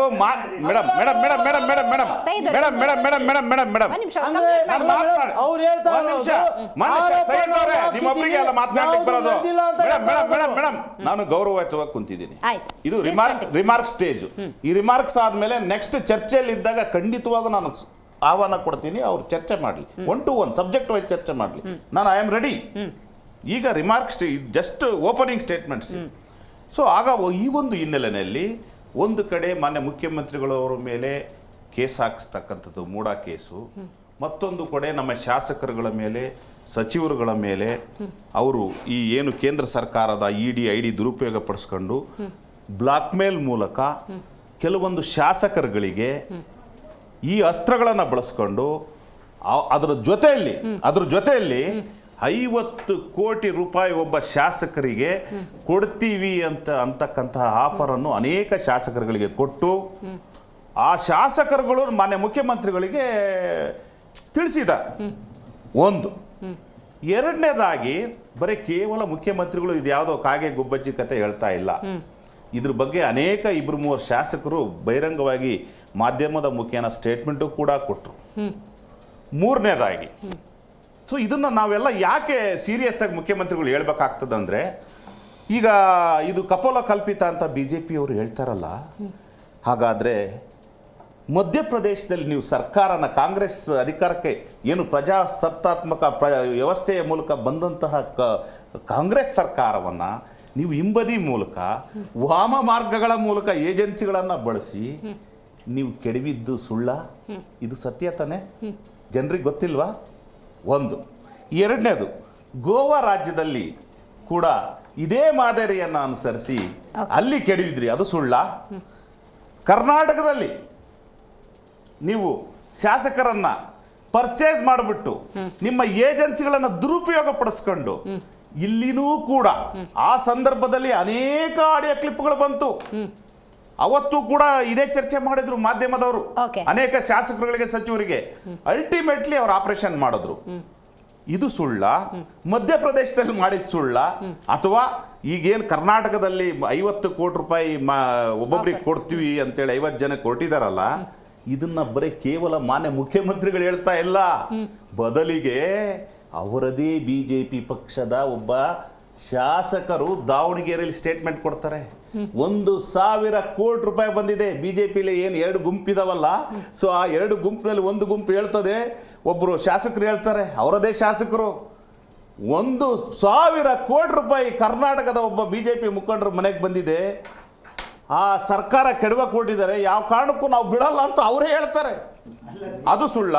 ಅಲ್ಲ, ಒಂದ್ ನಿಮಿಷ ಇದು ಸುಳ್ಳ? ಸ್ಟೇಟ್ಮೆಂಟ್ ಸುಳ್ಳ ಮೇಡಮ್ ನಾನು ಹೇಳ್ತಕ್ಕಂಥದ್ದು? ಹಾಗಾಗಿ ಒಂದ್ ನಿಮಿಷ ಸರ್, ಅದು ಕೇಸು ಕೂಡ ಆಗಿದೆ ಸರ್, ದಯಮಾಡಿ ಅದು ಕೇಸ್ ರಿಜಿಸ್ಟರ್ ಆಗಿದೆ. ನಾನು ಗಾಳಿಯಲ್ಲಿ ಗುಂಡ ಅಲ್ಲ ಸರ್. ಒಂದ್ ನಿಮಿಷ, ಶಾಸಕರ ಹೆಸರು ನಿಮ್ಮ ಬಸವರಾಜ್ ಪಾಟೀಲ್ ಯತ್ನಾಳ್ರಿ ಸ್ಟೇಟ್ಮೆಂಟ್ ಕೊಟ್ಟಿರಲ್ಲ, ಸ್ಟೇಟ್ ರಿಜಿಸ್ಟರ್ ಆಗಿದೆ. ಅಲ್ಲ ಸ್ವಾಮಿ, ನಿಮ್ಮ ಸಿದ್ದರಾಮಯ್ಯನವರು ಸರ್ ಕೊಟ್ಟಿದ್ದಾರೆ, ಸ್ಟೇಟ್ಮೆಂಟ್ ಕೊಟ್ಟಿದ್ದಾರೆ, ಅದು ತನಿಖೆ ನಡೀತಾ ಇದೆ. ಇರ್ಲಿ ಗೋವಿಂದರಾಜ್ ಅವರು ಇರ್ಲಿ. ಅದರ ನಂತರ ನೋಡಿ, ಈ ರೀತಿಯ ಈ ಒಂದು ಹಿನ್ನೆಲೆಯಲ್ಲಿ ಇವತ್ತು ಪ್ರಜಾಪ್ರಭುತ್ವ ವ್ಯವಸ್ಥೆಯನ್ನ, ಇಂಡಿಯಾ ರಾಜಕಾರಣದ ವ್ಯವಸ್ಥೆಯನ್ನ ಈ ಮುಖೇನ ಹಿಂಬಾಗಿಲಿನ ಮೂಲಕ ಬರ್ತಕ್ಕಂತಹ ರಾಜಕಾರಣವನ್ನ ಬಿಜೆಪಿಯವರು ಮಾಡಕೊಳ್ತಿದ್ದಾರೆ. Right, ಹಂಗಾದ್ರೆ very dangerous signal in the Okay. Democratic system. ಪಕ್ಷ ನಿಷ್ಠೆ ಇದೆಯಾ ಕಾಂಗ್ರೆಸ್ನವ್ರಿಗೆ? S, definitely. ಗಾಟ್ ನಾನು ಬರ್ತೀನಲ್ಲಿ. ಇದೀಗ ನಮ್ಮ ಕಾರ್ಯಕ್ರಮದಲ್ಲಿ AP ವಕ್ತಾರರಾಗಿರುವಂತಹ ಅನಿಲ್ ನಾಚಪ್ಪ ಅವರಿದ್ದಾರೆ. ನಮಸ್ಕಾರ. ಅನಿಲ್ ಅವರೇ, ಆಫರ್ ಕೊಟ್ಟವ್ರು ಯಾರು, ತಗೊಂಡವ್ರು ಯಾರು? ಅಲ್ಲಿ ಒಂದಂತೂ ನಮಗೆ ಅರ್ಥ ಆಗ್ತಿದೆ, ಆ ಸ್ಥಾನದಲ್ಲಿ ಕೂತಿಸಿದ್ದಾರೆ ನೋಡಿ ಜನಪ್ರತಿನಿಧಿಗಳು, ನಾಯಕರು, ಮುಖ್ಯಮಂತ್ರಿ, ಸಚಿವರು ಅಂತೆಲ್ಲ ಇವತ್ತೆಲ್ಲ ಅಲಂಕರಿಸಿದ್ದಾರಲ್ಲ, ಆ ಸ್ಥಾನಕ್ಕೆ ಬರೋದಕ್ಕೆ ಕಾರಣ ಈ ಮತದಾರರು. ಅವ್ರ ಬಗ್ಗೆ ಯಾರಿಗೂ ಕಾಳಜಿನೇ ಇಲ್ಲ. ಮೇಡಮ್, 50 ಕೋಟಿ ಅಂದರೆ 2,500 ಕೋಟಿ ಆಯಿತು ಟೋಟಲ್ ಅಮೌಂಟು. ನೀವು ಇದನ್ನು ಜಸ್ಟ್ ಯೋಚನೆ ಮಾಡಿದರೆ ಗೊತ್ತಾಗುತ್ತೆ ಇವತ್ತು ರಾಜಕೀಯ ಪರಿಸ್ಥಿತಿ ಏನಾಗೋಗಿದೆ ಅಂತ. ಸಾಮಾನ್ಯ ವ್ಯಕ್ತಿ ನೀವೇನಾದರೂ ಯೋಚನೆ ಮಾಡೋಕ್ಕಾಗುತ್ತಾ? ಎಲೆಕ್ಷನ್ಗೆ MLA ಆಗೋದಾಗಲಿ, ಕಾರ್ಪೊರೇಟರ್ ಆಗೋದಾದರೆ ಯೋಚನೆ ಮಾಡೋಕ್ಕಾಗಲ್ಲ. ಆಮೇಲೆ ಇನ್ನೊಂದು ಇದೇ ಥರ ಒಂದು ವಿಷಯ, ತೆಲಂಗಾಣದಲ್ಲಿ BL ಸಂತೋಷ್ ಅವರು 1,000 ಕೋಟಿ ಡೀಲ್ ಮಾಡಿದರು ಅಂತೇಳಿ ಅವ್ರ ಮೇಲೆ FIR ಆಗಿತ್ತು, ಅವ್ರ ಮೇಲೆ ಕೇಸ್ ಆಗಿತ್ತು. ಯಾಕೆ? ಸಿದ್ದರಾಮಯ್ಯ ಅವರು ಮುಖ್ಯಮಂತ್ರಿ ಆಗಿರೋರು ಯಾರು ಆಮಿಷ ಹೊಡ್ತಾ ಇದ್ದಾರೆ, ಅವ್ರು ಯಾವ ದೇಶದಲ್ಲಿ ಯಾವುದೇ ಮೂಲೆಯಲ್ಲಿದ್ದರೂ ಸಹ ಕರ್ನಾಟಕದ ಪೊಲೀಸವರು ಅವ್ರ ಮೇಲೆ FIR ಮಾಡ್ಬೋದು, ಅವ್ರು ಅರೆಸ್ಟ್ ಮಾಡ್ಬೋದು, ಅವ್ರ ಮೇಲೆ ತನಿಖೆ ಮಾಡ್ಬೋದು. ನೀವೊಬ್ಬ ಮುಖ್ಯಮಂತ್ರಿ ಆಗಿ ಕೂತಿರೋರು ಸುಮ್ಮನೆ TV ಮಾಧ್ಯಮಗಳ ಮುಂದ್ಗಡೆ ನಿನ್ನೆ ಹೇಳ್ದಲ್ಲ, ಎಲೆಕ್ಷನ್ಗಿಂತ ಮೊದಲೇ ಹೇಳ್ದಲೆ ನೀವೀಗ ನನಗೇನು ಅನ್ನಿಸ್ತೆ ಅಂದರೆ ಇದು 22ನೇ ತಾರೀಕು ಬರುವಂಥ ರಿಸಲ್ಟ್ ಈಗಲೇ ಇವ್ರು ಕೊಟ್ಬಿಟ್ಟಿದ್ದಾರೆ ಅಂತ ಅನ್ಸುತ್ತೆ. ಅಲ್ಲ, ಬಿಜೆಪಿಯವರು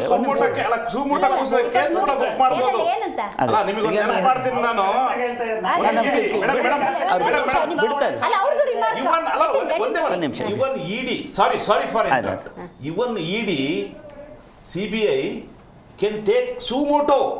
Why not take?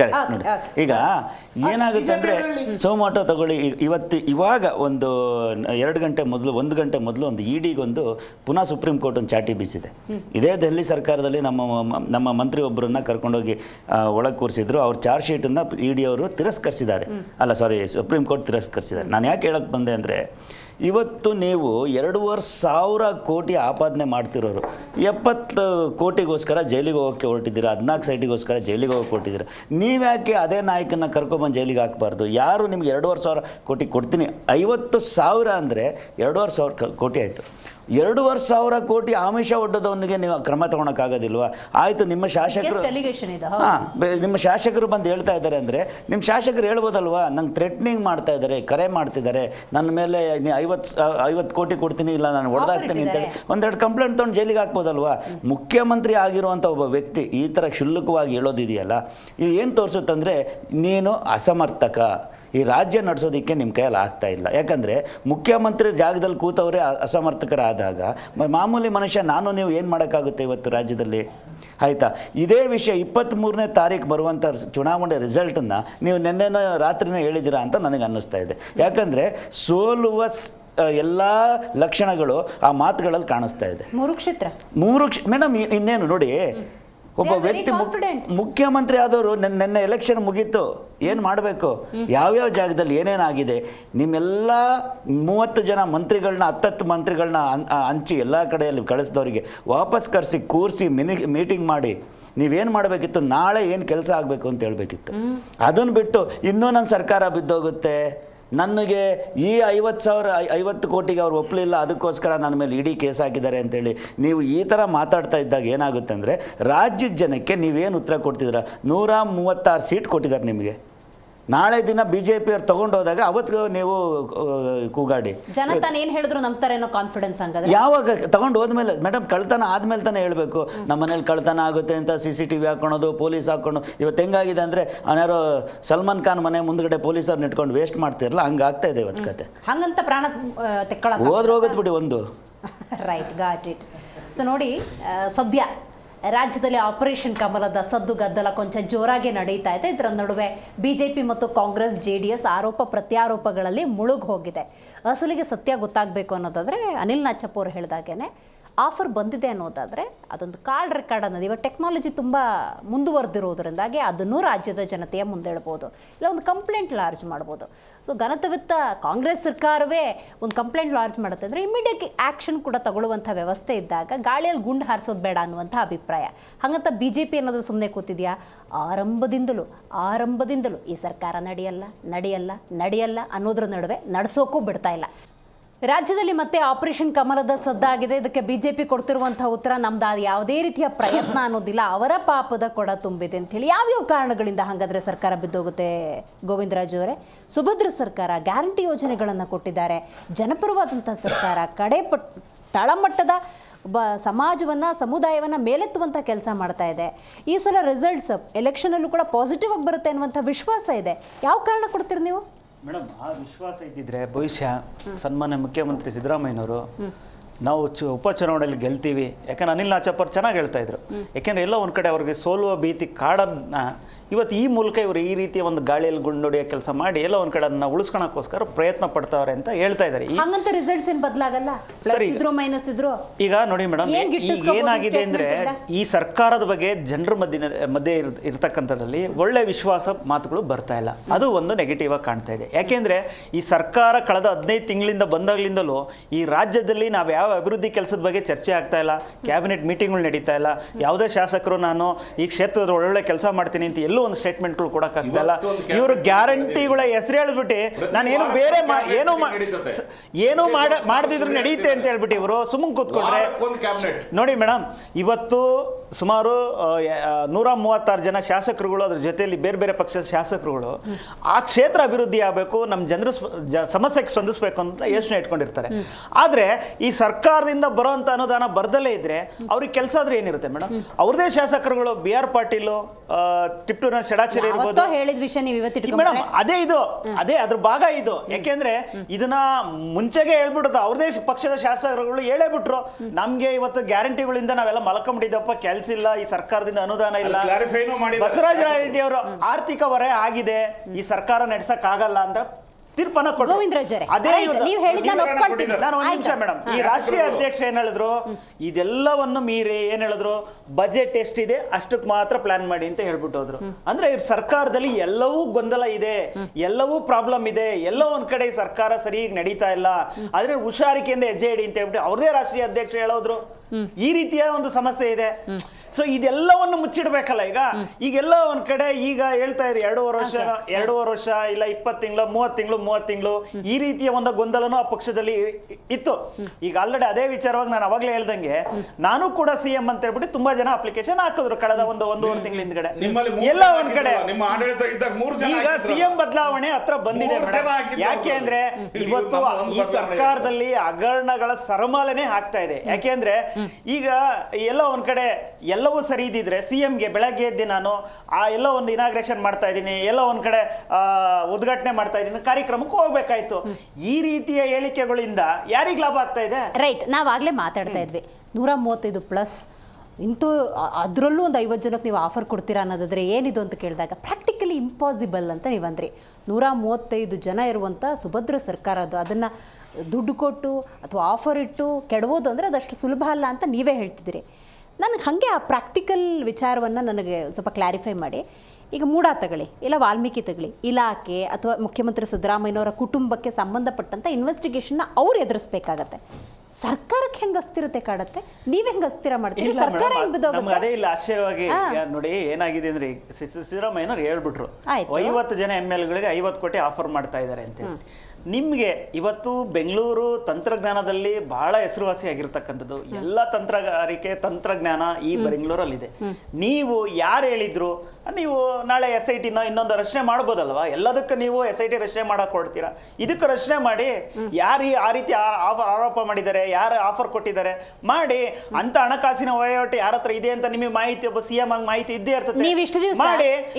ಅದನ್ನ ಬಿಟ್ಟು ನೀವು ನನ್ನನ್ನ ಮುಟ್ಟಿದ್ರೆ ಜನ ಸುಮ್ನಿರಲ್ಲ ಅನ್ನೋದು ಎಷ್ಟು?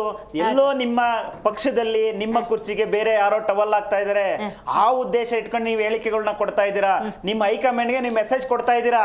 ಇದು ಬೇರೆ ಪಾರ್ಟಿ ಕೊಡ್ತಾ ಇರ್ತಕ್ಕಂಥದ್ದಲ್ಲ ಮೇಡಮ್, ಅವ್ರದೇ ಶಾಸಕರುಗಳಿಗೆ ಅವ್ರದೇ ಏನ್ ಟವಲ್ ಆಗ್ತಾ ಇದಾರೆ, ಮತ್ತೆ ಅವ್ರದೇ ಹೈಕಮಾಂಡ್ಗೆ ಇವತ್ತು ಈ ಒಂದು ಡೈರೆಕ್ಷನ್ ಅಂದ್ರೆ ನಾನು ಮುಟ್ಟಿದ್ರೆ ಸುಮ್ನಿರಲ್ಲ ಅಂತ ಹೇಳ್ಬಿಟ್ಟು ನೀವು ಡೈರೆಕ್ಷನ್ ಕೊಡ್ತಾ ಇದ್ದೀರಾ. ಅದು ನಿಮ್ಮ ಎಲ್ಲ ಒಂದ್ ಕಡೆ ಸರ್ಕಾರದಲ್ಲಿ ಅಭದ್ರತೆ ಕಾಡ್ತಲೇ ಇದೆ ಮೇಡಮ್. ದಿನ ಬೆಳಗಾದ್ರೆ ಪ್ರತಿ 3 ತಿಂಗಳಿಗೆ ಆಗ್ತಾ ಇದೆ ಮೇಡಮ್ ಸೃಷ್ಟಿ ಮಾಡ್ತಾ ಈಗ ಇದೆ 50 ಕೋಟಿ ಕೊಟ್ಟು ಈಸ್ಕೊಳ್ಳುವಂತ ಶಾಸಕರು ಯಾರವ್ರೆ ಅಂತ ಅವ್ರದೇ ಪಕ್ಷದಲ್ಲಿ ಇದಾರಲ್ವಾ, ನಾಳೆ ಸಭೆ ಕರೀಲಿ, ಯಾರಪ್ಪ ನಿಮ್ಗೆ ಹೇಳಿದ್ದು ಅಂತ ಮಾಹಿತಿನ ಇಲ್ಲ, ಅವ್ರ ಪಕ್ಷನಿಷ್ಠೆ ತೋರಿಸಿದ್ದಾರೆ. ಈಗ ನೋಡಿ ಮೇಡಮ್, ಅಲ್ಲ FIR ರಿಜಿಸ್ಟರ್ ಆಗಿದೆ ಆ ಸ್ಟೇಟ್ಮೆಂಟ್ ಬಗ್ಗೆ. ನೋಡ್ರಿ ಇವತ್ತು ಯಾವ ಶಾಸಕರಿಗೆ FIR ಯಾವ ರಿಜಿಸ್ಟರ್ ವ್ಯಕ್ತಿ ಆಗಿದೆ. ಇಲ್ಲ ಕೇಳಿಸ್ಕೊಳ್ಳಿ ಬಾಲಕೃಷ್ಣ ಅವರೇ, ಒಂದೇ ನಿಮಿಷ ಬಾಲಕೃಷ್ಣ ಅವರೇ, ನಿಮ್ಮ ಶಾಸಕರಿಗೆ ಯಾರು ಕರೆ ಮಾಡಿದ್ದು, ಯಾರು ಆಫರ್ ಕೊಟ್ಟಿದ್ದು ಈ ರಾಜ್ಯದ ಜನತೆ ಮುಂದೆ ಹೇಳ್ಸ್ರಿ. ಹೇಳ್ತೀವಿ. ನೀವು ಚುನಾವಣೆ ಇತ್ತು ಅಂತ ಗಾಳಿಯಲ್ಲಿ ಸುಮ್ನೆ ಗುಂಡುಡಿಯ ಕೆಲಸ ಹೇಳೋ ಮಾಡ್ತಾ ಇದ್ದೀರಾ, ಸಂದರ್ಭದಲ್ಲಿ ಅರ್ಥ ಮಾಡ್ಕೊಳ್ಳಿ. ಓಕೆ, ಯಾವುದೇ ಉಳಿಲ್ಲ. ಸುಮ್ನೆ ನೀವು ಇದ್ರು. ನಿಮ್ಮ ತಪ್ಪುಗಳನ್ನ ಲಾಭ ಮುಚ್ಚಿಡಕ್ಕೋಸ್ಕರ, ಲಾಭ ನಿಮ್ಮ ಇದ್ದಿದ್ರೆ ಮುಂಚೆ ಅಸಮರ್ಥತೆ ಸರ್ಕಾರ ಮುಚ್ಚಿಡಕ್ಕೋಸ್ಕರ ಕೊಡ್ತಾ ಇವತ್ತು ಗಾಳಿಯಲ್ಲಿ ಗುಂಡುಡಿಯ ಕೆಲಸ ಮಾಡ್ತಾ ಇದ್ದೀರಾ. ಖಂಡಿತವಾಗ್ಲೂ. ಇದರಿಂದ ಉಪಯೋಗ ಆಗಲ್ಲ ರೀ. ರಾಜ್ಯ ಅಭಿವೃದ್ಧಿ ಇದು ಆಗಬೇಕು, ಈ specific. ರಾಜ್ಯದ ಜನತೆ ಚೆನ್ನಾಗಿರ್ಬೇಕು ಅಂತ ಯೋಚನೆ ಮಾಡಿ. ಸೈಯದ್ ಅವರೇ, ಶಾಸಕರು ಸುನಿಲ್ ಕುಮಾರ್ ಅವರು ಮಾತಾಡಿದ್ದು ನಾನು ಗಮನಿಸ್ತಾ ಇದ್ದೆ. ಹಾಗೆ ನಿಮ್ಮ BJP ಮತ್ತು JDSನ ನಾಯಕರು ಬಹುತೇಕರು ಮಾತಾಡ್ತಾ ಇದ್ದಾಗ ಏನು ಹೇಳ್ತಾರೆ ಅಂದರೆ, ಈ ಸರ್ಕಾರ ನಡೆಯಲ್ಲ, ಬೈ ಎಲೆಕ್ಷನ್ ರಿಸಲ್ಟ್ಸ್ ಬರಲಿ ಅಂತ ನೀವೇ ಡೆಡ್ಲೈನ್ ಕೊಟ್ಟಂಗಿದೆಯಲ್ಲ. ಅಲ್ಲಿ ತನಕ ನೀವೇನಾದ್ರು ಡೆಡ್ಲೈನ್ ಕೊಟ್ಟಿದ್ದೆ, ಇಲ್ಲಿ ತನಕ ನಡೀಲಿ ಕಾಂಗ್ರೆಸ್ ಸರ್ಕಾರ? ಬೈ ಎಲೆಕ್ಷನ್ ರಿಸಲ್ಟ್ ಬಂದ್ರಿ ಅಂದರೆ ಮೇಡಮ್, ಜನರ ತೀರ್ಪು. ಹಾಂ, ಅಲ್ಲ ಅವ್ರು 135 ಒಂದು 3 ಆ್ಯಡ್ ಆಗ್ಬೋದು, ಇನ್ನು 3 ಕಳ್ಕೋಬೋದು ಅಷ್ಟೇ. That is what I was telling from the beginning. Okay, ನಾನು ಮೊದಲಿಂದ ಏನು ಹೇಳ್ತಾ ಇದ್ದೀನಿ, ಈ ಸರ್ಕಾರಕ್ಕೆ ಈ 3 ಸೀಟಿಂದ ಏನು ನಷ್ಟನೂ ಆಗಲ್ಲ, ಲಾಭನೂ ಆಗಲ್ಲ. ಬಟ್ ಈ ಸರ್ಕಾರ ಈ 3 ಕ್ಷೇತ್ರದಲ್ಲಿ ತನ್ನ ಪವರ್ ಎಷ್ಟಿದೆಯೋ ಅಷ್ಟು ತೋರಿಸ್ಬಿಟ್ಟಿದೆ. ಹಣ ಆಮೇಲೆ ಬೇರೆ ಶಕ್ತಿಗಳು ಎಲ್ಲ ಮಾಡಿಬಿಟ್ಟಿದೆ. ಒಂದೊಂದರಲ್ಲೂ ಇವ್ರ ಕ್ಯಾಬಿನೆಟ್ ಟೋಟಲ್ ಕುತ್ಕೊಂಡ್ಬಿಟ್ಟಿದೆ. ಇವ್ರಿಗೆ ಇಲ್ಲಿ ಮಾಡೋ ಕೆಲಸ ಬಿಟ್ಟು ಆ ಸೀಟ್ ಗೆಲ್ಲೋದು ಇಂಪಾರ್ಟೆಂಟ್ ಆಗೋಗಿದೆ. ಅದು ಯಾಕಷ್ಟೊಂದು ಇಂಪಾರ್ಟೆಂಟ್ ಅಂತ ನನಗೂ ಗೊತ್ತಿಲ್ಲ. ಈ ಜನರ ತೀರ್ಪಿದೆಯಲ್ಲ, ಇಲ್ಲಿ ಗೊತ್ತಾಗುತ್ತೆ. ಆಲ್ರೆಡಿ MP ಟೈಮಲ್ಲಿ ಇವ್ರಿಗೆ ಜನ ಉತ್ತರ ಕೊಟ್ಟಿದ್ದಾರೆ, ಆಯ್ತಾ? ನಿಮ್ಮ ನೀವು ಮಾತಾಡ್ತೀರಾ ಇಲ್ಲ ನಾನು ಮಾತಾಡಲ್ಲ, ನೀವು ಮಾತಾಡ್ತೀರಾ ನಾನು ಮಾತಾಡಲ್ಲ.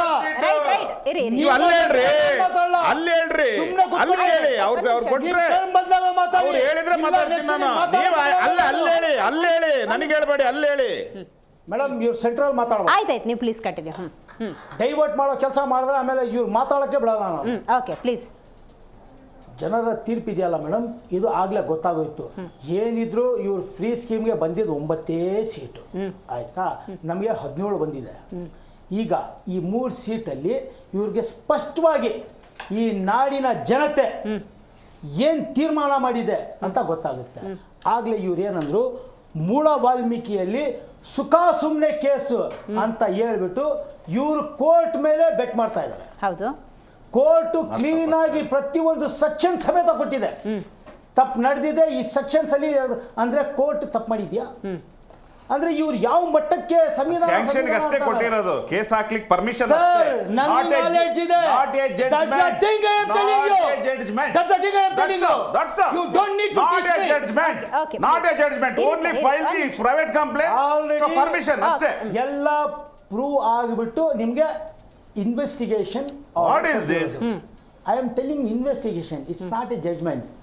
Even I have the knowledge better than you. Okay? ಆಯ್ತಾ ಮೇಡಮ್? Next ED-CBI misuse.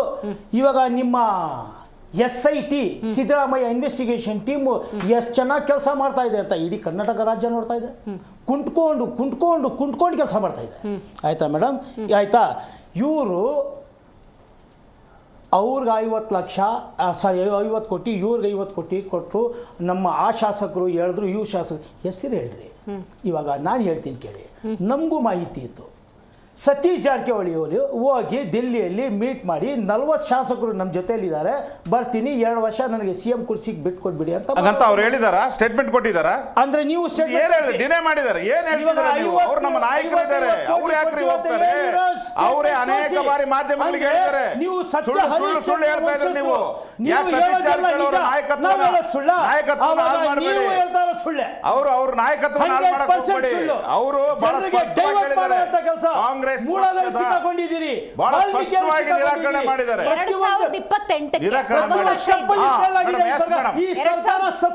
ಬಹಳ ಸ್ಪಷ್ಟವಾಗಿ 2028ಕ್ಕೆ ಜನ ಆಶೀರ್ವಾದ ಮಾಡಿದ್ರೆ ನಂದು ಇಚ್ಛೆ.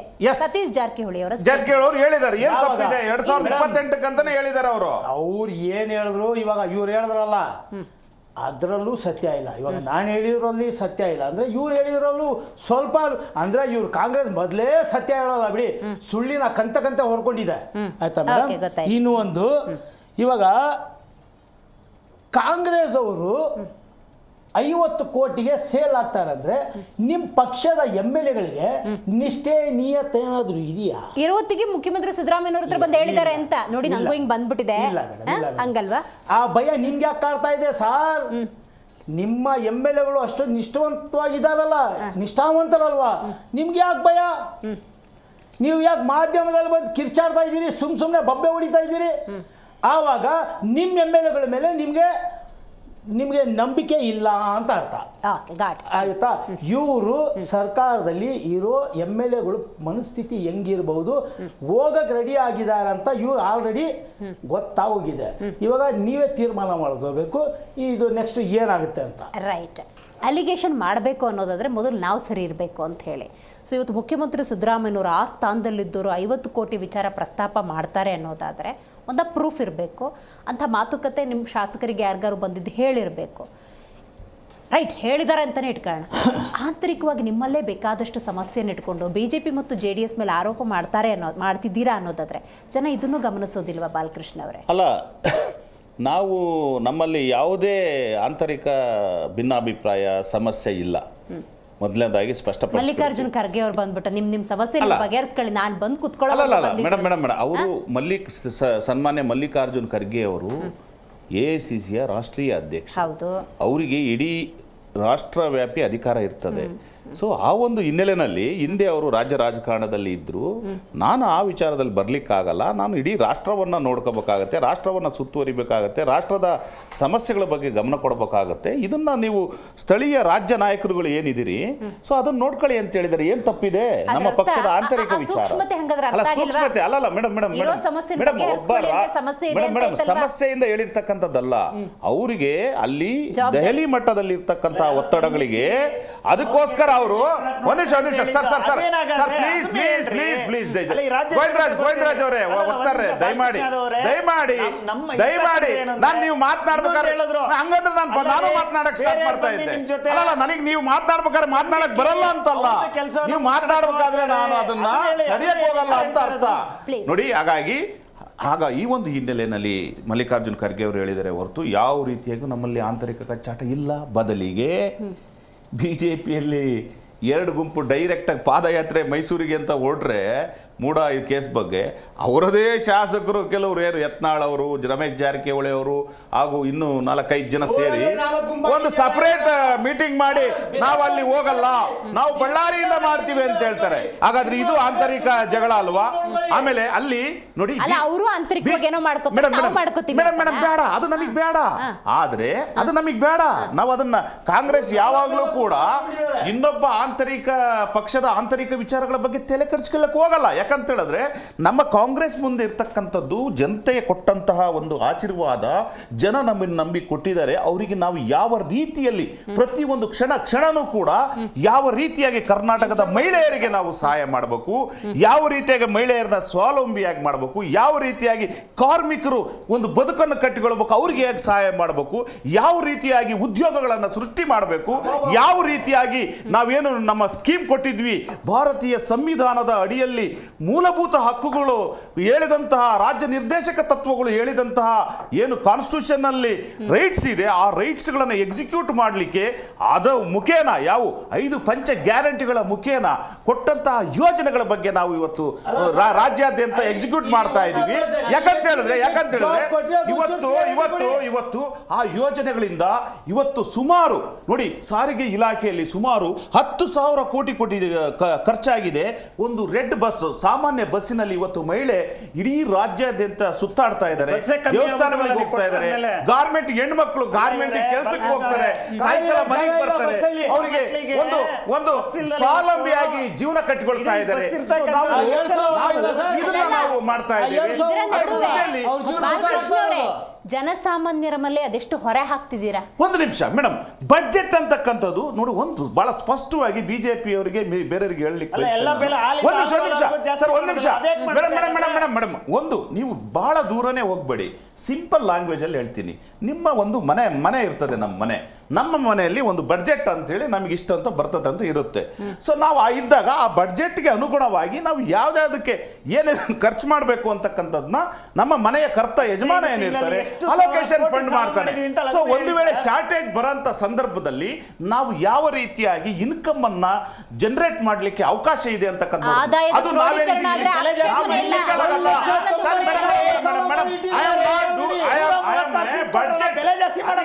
ಸಂವಿಧಾನಬದ್ಧವಾಗಿ ಅಧಿಕಾರ ಕೊಟ್ಟಿದ್ದಾರೆ ನನಗೆ. I am the chief minister, I am the finance minister, what run the state. ರಾಜ್ಯಕ್ಕೆ, ರಾಜ್ಯದ ಜನತೆಗೆ ಏನು ಬೇಕು? ಯಾಕಂದ್ರೆ ಸರ್ಕಾರ ಇರ್ತಕ್ಕಂಥದ್ದು ಸಮಾಜ ಕಲ್ಯಾಣ, ಸಮಾಜ ಕಲ್ಯಾಣ ಕೆಲಸ ಈ ಒಂದು ಅದ್ರ ಬಗ್ಗೆ ಗಮನ ಕೊಡ್ತಾ ಇದ್ದೇವೆ. ಯಾವುದೇ ನೈತಿಕತೆ ಇಲ್ಲ, ಯಾವ ನೈತಿಕತೆ ಇಲ್ಲ. ನೂರಾರು ಭ್ರಷ್ಟ ಹಗರಣಗಳು ಮಾಡಿದರೆ ನಮ್ಮ ಮೇಲೆ ಭ್ರಷ್ಟಾಚಾರ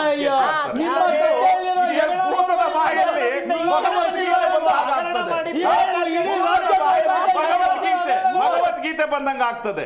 ಇನ್ನು ಮಿತ್ರರು ಸಂಡೂರು, ಶಿಗ್ಗಾವಿ ಮತ್ತು ಚನ್ನಪಟ್ಟಣದ ಎಲೆಕ್ಷನ್ ರಿಸಲ್ಟ್ಸ್ ಅನ್ನೋದು ಮುಖ್ಯಮಂತ್ರಿ ಸ್ಥಾನದ ಏಳು ಬೀಳು ಕಾರಣ ಆಗ್ತಾ ಇದೆಯಾ? ಯಾಕಂದ್ರೆ ಹಿಂದ್ಗಡೆ ಒಂದಷ್ಟು ಜನ ಕಾಯ್ತಾ ಇದ್ದಾರೆ, ಅದ್ರ ಮೇಲೆ ಏನಾದ್ರು ನಿರ್ಧಾರ ಆಗುತ್ತಾ ಈ ಗೆಲುವಿನ ಮೇಲೆ? ನೋಡಿ, ಇವತ್ತೇನು 50 ಕೋಟಿ ಮಾತಿದೆಯಲ್ಲ, ಇದಕ್ಕೆ 3 ನಾನಾ ಅರ್ಥಗಳಿದೆ. ಒಂದು ಮೊದಲನೇ ಅರ್ಥ ಯಾವುದು ಗೊತ್ತಾ? ಈ ಕಾಂಗ್ರೆಸ್ ಸರ್ಕಾರ ಬಂದಿದ್ದರಿಂದ ಇವತ್ತು ತನಕ ಪಾಪ ಅವರು ಗ್ರಹಣದಲ್ಲಿದ್ದರು. ಯಾರು? ಕಾಂಗ್ರೆಸ್ ಸರ್ಕಾರ. ಯಾಕೆ ಅಂದ್ರೆ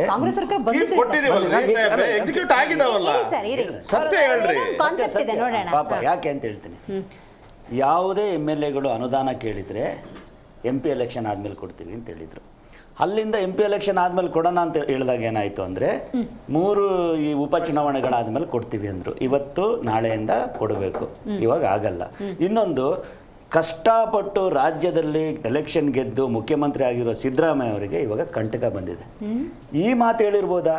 50 ಕೋಟಿ BJಪಿಯವ್ರು ಕೊಡ್ತಾ ಇದ್ದಾರೆ. DK ಶಿವಕುಮಾರ್ ಏನಾದರೂ ನನ್ನನ್ನು ಬಿಟ್ಟು CM ಆಗಿದ್ದಾರೆ, ನನ್ನ ಕಡೆ ಇರೋರು ಏನು 50-60 ಜನ ಇದ್ದಾರೆ, ಅಷ್ಟು ತಗೊಂಡಾಗಿ ಅಂತ ಹೇಳಿರ್ಬೋದು. ಯಾಕೆ ಅಂದರೆ ನೋಡಿ, ಇವಕ್ಕೆಲ್ಲ ಏನಂತಾರಂದರೆ ಇದು ಕೊಟ್ಟು ತಗೊಳ್ಳೋವಂಥ ಬಿಸ್ನೆಸ್ ಅಂತ ಹೇಳ್ತಾರೆ. ರಾಜಕೀಯ is become A business today. ಈ ಮಾತುಗಳಲ್ಲಿ ನಾನಾ ಅರ್ಥಗಳಿದೆ. ಇನ್ನೊಂದು ಮುಖ್ಯವಾಗಿ ನೋಡಬೇಕಾಗಿರೋ ಮಾತೇನೆಂದರೆ, ನನ್ನ ಟರ್ಮು ಮುಗಿದೋಯ್ತು. ನನಗೆ ಈ ಬಂದಿರೋ 1.5 ವರ್ಷದಲ್ಲಿ ನಂದು ಇಡೀ ಇದು 5 ಗ್ಯಾರಂಟಿಗಳು ರಾಹುಲ್ ಗಾಂಧಿ ಅವರು ಹೇಳಿದ್ದನ್ನು ನಾನು ಕೊಟ್ಟು ಈ ರಾಜ್ಯ ನಡ್ಸೋಕ್ಕೂ ಆಗಲಿಲ್ಲ, ಸರಿಯಾಗಿ ನಡ್ಸೋಕ್ಕೂ ನನ್ನ ಕೈಲಿ ಗೊತ್ತಾಗಲಿಲ್ಲ. ಯಾಕಂದರೆ ಇವ್ರು ಏನು ಮಾಡಿದರು ಅಂದರೆ, ಏನೇನು 5 ನೀವು ಫ್ರೀಗಳನ್ನ ಕೊಟ್ಟರಲ್ಲೋ ಅದಕ್ಕೆ ಹೆಂಗೆ ಕ್ರೋಢೀಕರಿಸಬೇಕು, ಯಾವ ರೀತಿ ಬಿಜೆಪಿ ಅವರು ಫಂಡಮೆಂಟಲ್ ರೈಟ್ಸ್ ಇವತ್ತು ಎಲ್ಲ ಐಟಮ್ಗಳ ಮೇಲೆ ಸೆಸ್ ಹಾಕ್ತಿದ್ದಾರೆ. ಲೀಟರ್ ನೀರ್ ಮೇಲೆ ಸೆಸ್ ಹಾಕ್ತಿದ್ದಾರೆ, ಒಂದು ಬಿಲ್ ಮೇಲೆ ಸೆಸ್ ಹಾಕ್ತಿದ್ದಾರೆ, ಕರೆಂಟ್ ಮೇಲೆ ಸೆಸ್ ಹಾಕ್ತಿದ್ದಾರೆ, ಚರಂಡಿ ಕಸ ತೆಗೆಯೋದಕ್ಕೆ ಸೆಸ್ ಹಾಕ್ತಿದ್ದಾರೆ. ಇಡೀ ಬೆಂಗಳೂರಲ್ಲಿ ನೀವು ಎಲ್ಲೇ ಓಡಾಡಿದ್ರು ಸಹ ಕಸ ತುಂಬೋಗಿದೆ, ರಸ್ತೆಗಳು ಹಾಳಾಗೋಗಿದೆ. ನಿಮಗೆ ರಾಜ್ಯನ ನಡೆಸುವಂತ ನಿರ್ವಹಣೆ ಮಾಡಕ್ ಆಗ್ತಿಲ್ಲ. ಒಂದ್ ನಿಮಿಷ ಪಾಪ ಇವ್ರು ಏನಂದ್ರು, ನಿಮ್ದನ್ನ ಕದ್ದು ನಾವಿಲ್ಲಿ ಗೆದ್ವಿ ಅಂದರು. ಯಾವಾಗ ಗೆದ್ದಿದ್ದ ದಿನ ಡೆಲ್ಲಿಯಲ್ಲಿ ಡೆಲ್ಲಿಯ ಇದನ್ನು ಕದ್ದು ಇಲ್ಲಿ ಗೆದ್ವಿ ಅಂದರು. ಗೆದ್ದ ಮೇಲೆ ಏನಾಯ್ತು ಅಂದರೆ 11 ಬಾರಿ ಇಲ್ಲಿ ಬಜೆಟ್ನ ಮಂಡಿಸಿರುವಂಥ ಸಿದ್ದರಾಮಯ್ಯ ಅವರು ಫೇಲ್ಯೂರ್ ಆಗಿದ್ದಾರೆ. ಇವತ್ತಿಂದ ನಾಳೆಯಿಂದ MLAಗಳು ಮನೇಲಿ ಬಂದು ಕೂತ್ಕೊಂತಾರೆ, ನಾನು 1.5 ವರ್ಷದಿಂದ ಸಾಲ ಮಾಡಿ ಗೆದ್ದಿದ್ದೀನಿ, ನನಗೆ ಸಾಲ ತೀರ್ಸಕ್ ಆಗ್ತಾ ಇಲ್ಲ, ನನ್ನ ಕ್ಷೇತ್ರಕ್ಕೆ ಅನುದಾನಗಳು ಬರ್ತಾ ಇಲ್ಲ ಅಂತ. ಈಗ ಇನ್ನೇನಂದ್ರೆ, ನಾನು ನೋಡಿ, ಈಗ ತುಂಬಾ ಕೆಟ್ಟ ಪರಿಸ್ಥಿತಿಯಲ್ಲಿ ಸಿದ್ದರಾಮಯ್ಯ ಸಾಹೇಬ್ರಿದ್ದಾರೆ. ಯಾಕಂದ್ರೆ ಒಂದು ED ಕುಳಿಕೆಯಲ್ಲಿದ್ದಾರೆ, ಇನ್ನೊಂದು ಮೂಡಾದಲ್ಲಿ ಅವರಿಗೆ ಜೈಲಿಗೆ ಹೋಗುವಂಥ ಸಾಧ್ಯ, ಅಂದರೆ ಏನೋ ನೀವು ವಿಚಾರಣೆ ಅವು ಇವಂತಾಗಿ ನಾಳೆ ದಿನ ರಾಜೀನಾಮೆ ಕೊಡಲೇಬೇಕಾಗುವಂಥ ಒತ್ತಡ ಬಂದಾಗ ನೆಕ್ಸ್ಟ್ ಯಾರು CM ಆಗ್ತಾರಲ್ವಾ, ನನ್ನ 50 ಜನಕ್ಕೆ 55 ಕೋಟಿ ಕೊಡೋಕ್ಕೆ BJP ರೆಡಿ ಇದ್ದಾರೆ, I will cell this people ಅಂತ ಹೇಳ್ಬೋದು.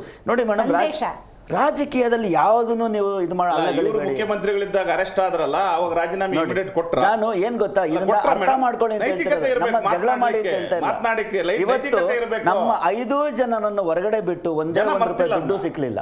ನಾನೇನ್ ಹೇಳ್ತಿದ್ದೀನಿ ಅಂದ್ರೆ 5 ಜನರನ್ನ ಹೊರಗಡೆ ಸೊಲ್ಯೂಷನ್ ಏನು ಅಂದ್ರೆ, ಇವತ್ತು ನಾವು ಅರ್ಥ ಮಾಡ್ಕೊಳ್ಬೇಕಾಗಿರೋದು ಏನಂದ್ರೆ, ರಾಜ್ಯದ ಜನಗಳು 136 ಸೀಟ್ ಕೊಟ್ಟರು ಸಹ ನಿಮಗೆ ನಡ್ಸಕ್ಕಾಗ್ಲಿಲ್ಲ ಅಂದಾಗ ಇವ್ರನ್ನ ಪೂರ್ತಿ ಮೂಲೆ ಗುಂಪು ಮಾಡಬೇಕು.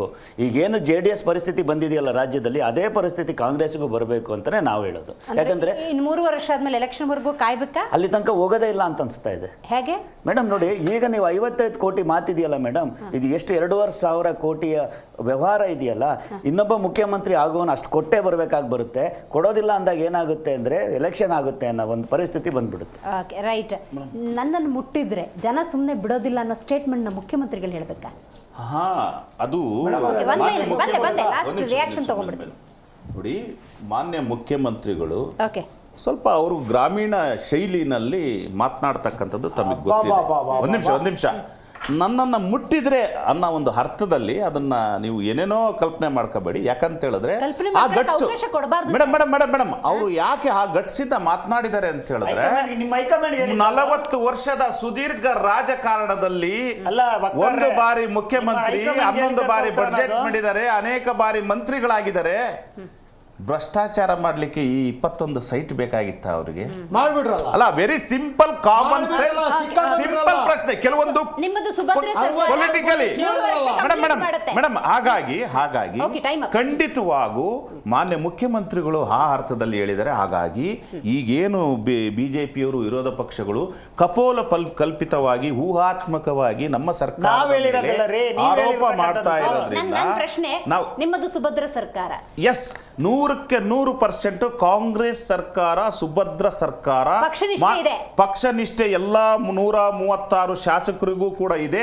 ಈಗ ಉಪಚುನಾವಣೆಯಲ್ಲಿ ನಮ್ಮ ಕಾಂಗ್ರೆಸ್ ಪಕ್ಷನೂ ಕೂಡ ಗೆಲುವನ್ನು ಸಾಧಿಸ್ತೇವೆ.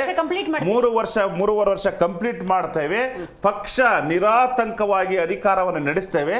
ಬಿಜೆಪಿಯವರು ಯಥಾ ಪ್ರಕಾರ ಅವ್ರ ಹಿಂಬಾಗಿಲಿನಲ್ಲಿ ಪ್ರಯತ್ನ ಬಿಡ್ತಾರೆ, ಅದು ಫಲ ಕೊಡಲ್ಲ. 3.5 ವರ್ಷ ಕಂಪ್ಲೀಟ್ ಮಾಡ್ತಾರ. ಅವ್ರಿಗೆ ಪಕ್ಷ ನಿಷ್ಠೆ ಇದೆಯಾ? ಸಿದ್ದರಾಮಯ್ಯನವರ ಲಾಸ್ಟ್ ಸ್ಟೇಟ್ಮೆಂಟ್ ಬಗ್ಗೆ ಏನು ಹೇಳಕ್ ಬಯಸ್ತೀರಿ? ಲಾಸ್ಟ್ ರಿಯಾಕ್ಷನ್ ನೋಡಿ ಮೇಡಮ್, ಅವರು 3 ವರ್ಷ ಕಂಪ್ಲೀಟ್ ಮಾಡ್ಕೊಡ್ತಾರೋ ಬಿಡ್ತಾರಲ್ಲ ಅದು ಅವ್ರ ಸಂಬಂಧ, ನಮಗಲ್ಲ. ನಮ್ಮ ಇದರಲ್ಲಿ ಏನಿಲ್ಲ. ನಾವು ಆಗಲಿ BJP-ಅವರಾಗಲಿ ಜಸ್ಟ್ ವೇಟ್ ಆ್ಯಂಡ್ ವಾಚ್. ಇವರೇ ಆಗಲೇ ಹೇಳಿದ್ದೀನಿ, ಇವರೇ ಬೆಳೆಸ್ಕೊಳ್ತಾರೆ. ಯಾಕಂದರೆ ಇವರಲ್ಲೇ ಇವಾಗ ನಾಚಪ್ಪ ಅವ್ರು ಹೇಳ್ದಂಗೆ ಪ್ರಯತ್ನ ಕೈ ಹಾಕಿಲ್ಲ ಮೇಡಮ್. ನಮ್ಗೆ ಬೇಕಾಗಿಲ್ಲ ನೋಡಿ, ಜನ ನಮಗೆ ವಿಪಕ್ಷದಲ್ಲಿ ಕೂರಿಸಿದ್ದಾರೆ, ನಾವು ಕುಂತಿದ್ದೀವಿ ಆಯಿತಾ. ಇವ್ರ ಆಟಗಳು ಏನೇನಂತ ಜನರಿಗೆ ಗೊತ್ತಾಗ್ತಾ ಇದೆ. ಇವಾಗ ಅನಿಲ್ ನಾಚಪ್ಪ ಅವ್ರು ಹೇಳ್ದಂಗೆ ಇದು ವೆರಿ ಕ್ಲಿಯರು. ಇವರೇ ಬೆಳೆಸ್ಕೊಂಡ್ಬಿಡ್ತಾರೆ, ಯಾರು ಏನು ಮಾಡಬೇಕಾಗಿಲ್ಲ. ಆಲ್ರೆಡಿ ಇವ್ರ ಆಂತರಿಕ ಪ್ರಾಬ್ಲಮ್ಗಳು 4 ಟೀಮ್ಗಳು ಇದಾವೆ ಇವರಲ್ಲಿ ಆಯ್ತಾ.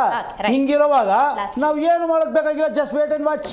ಮೇಡಮ್, ಈ ಸರ್ಕಾರಕ್ಕೆ ಖಂಡಿತವಾಗ್ಲೂ ಅಭದ್ರತೆ ಕಾಡ್ತಾ ಇದೆ. ಯಾಕೆಂದರೆ ಆ ಶಾಸಕರುಗಳಿಗೆ ನಂಬಿಕೆಯಲ್ಲಿ ಸರ್ಕಾರ ಇರುತ್ತೆ ಅಂತ ಆ ರೀತಿಯ ವಾತಾವರಣ ಸೃಷ್ಟಿಯಾಗಿದೆ.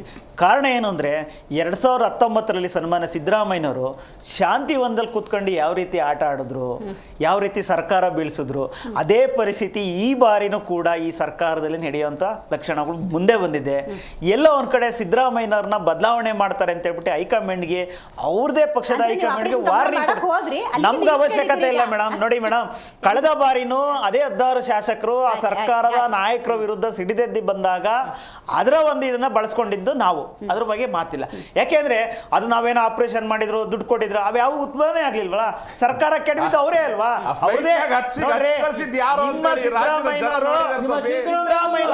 ಕಳೆದ ಬಾರಿ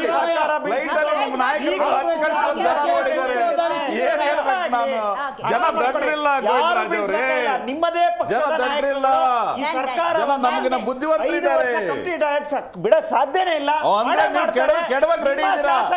ದುಡ್ಡು ವಾಮಮಾರ್ಗದ ಮೂಲಕ ಬಂದಂತ ಭ್ರಷ್ಟಾಚಾರದ ದುಡ್ಡಿಂದ ಕೆಡವಕ್ಕೆ ರೆಡಿ ಇದ್ದಾರೆ. ಧನ್ಯವಾದಗಳು. ಒಟ್ಟಾರೆ ರಾಜ್ಯದಲ್ಲಿ ಘನತೆವೆತ್ತ ಸ್ಥಾನದಲ್ಲಿರುವಂತಹ ಮುಖ್ಯಮಂತ್ರಿ ಸಿದ್ದರಾಮಯ್ಯನವರು ಬಿಜೆಪಿಯವರು 50 ಕೋಟಿ ಆಫರ್ ಅನ್ನ ನಮ್ಮ ಶಾಸಕರಿಗೆ ನೀಡಿದ್ದಾರೆ ಅಂತ ಹೇಳಿದ್ದಾರೆ.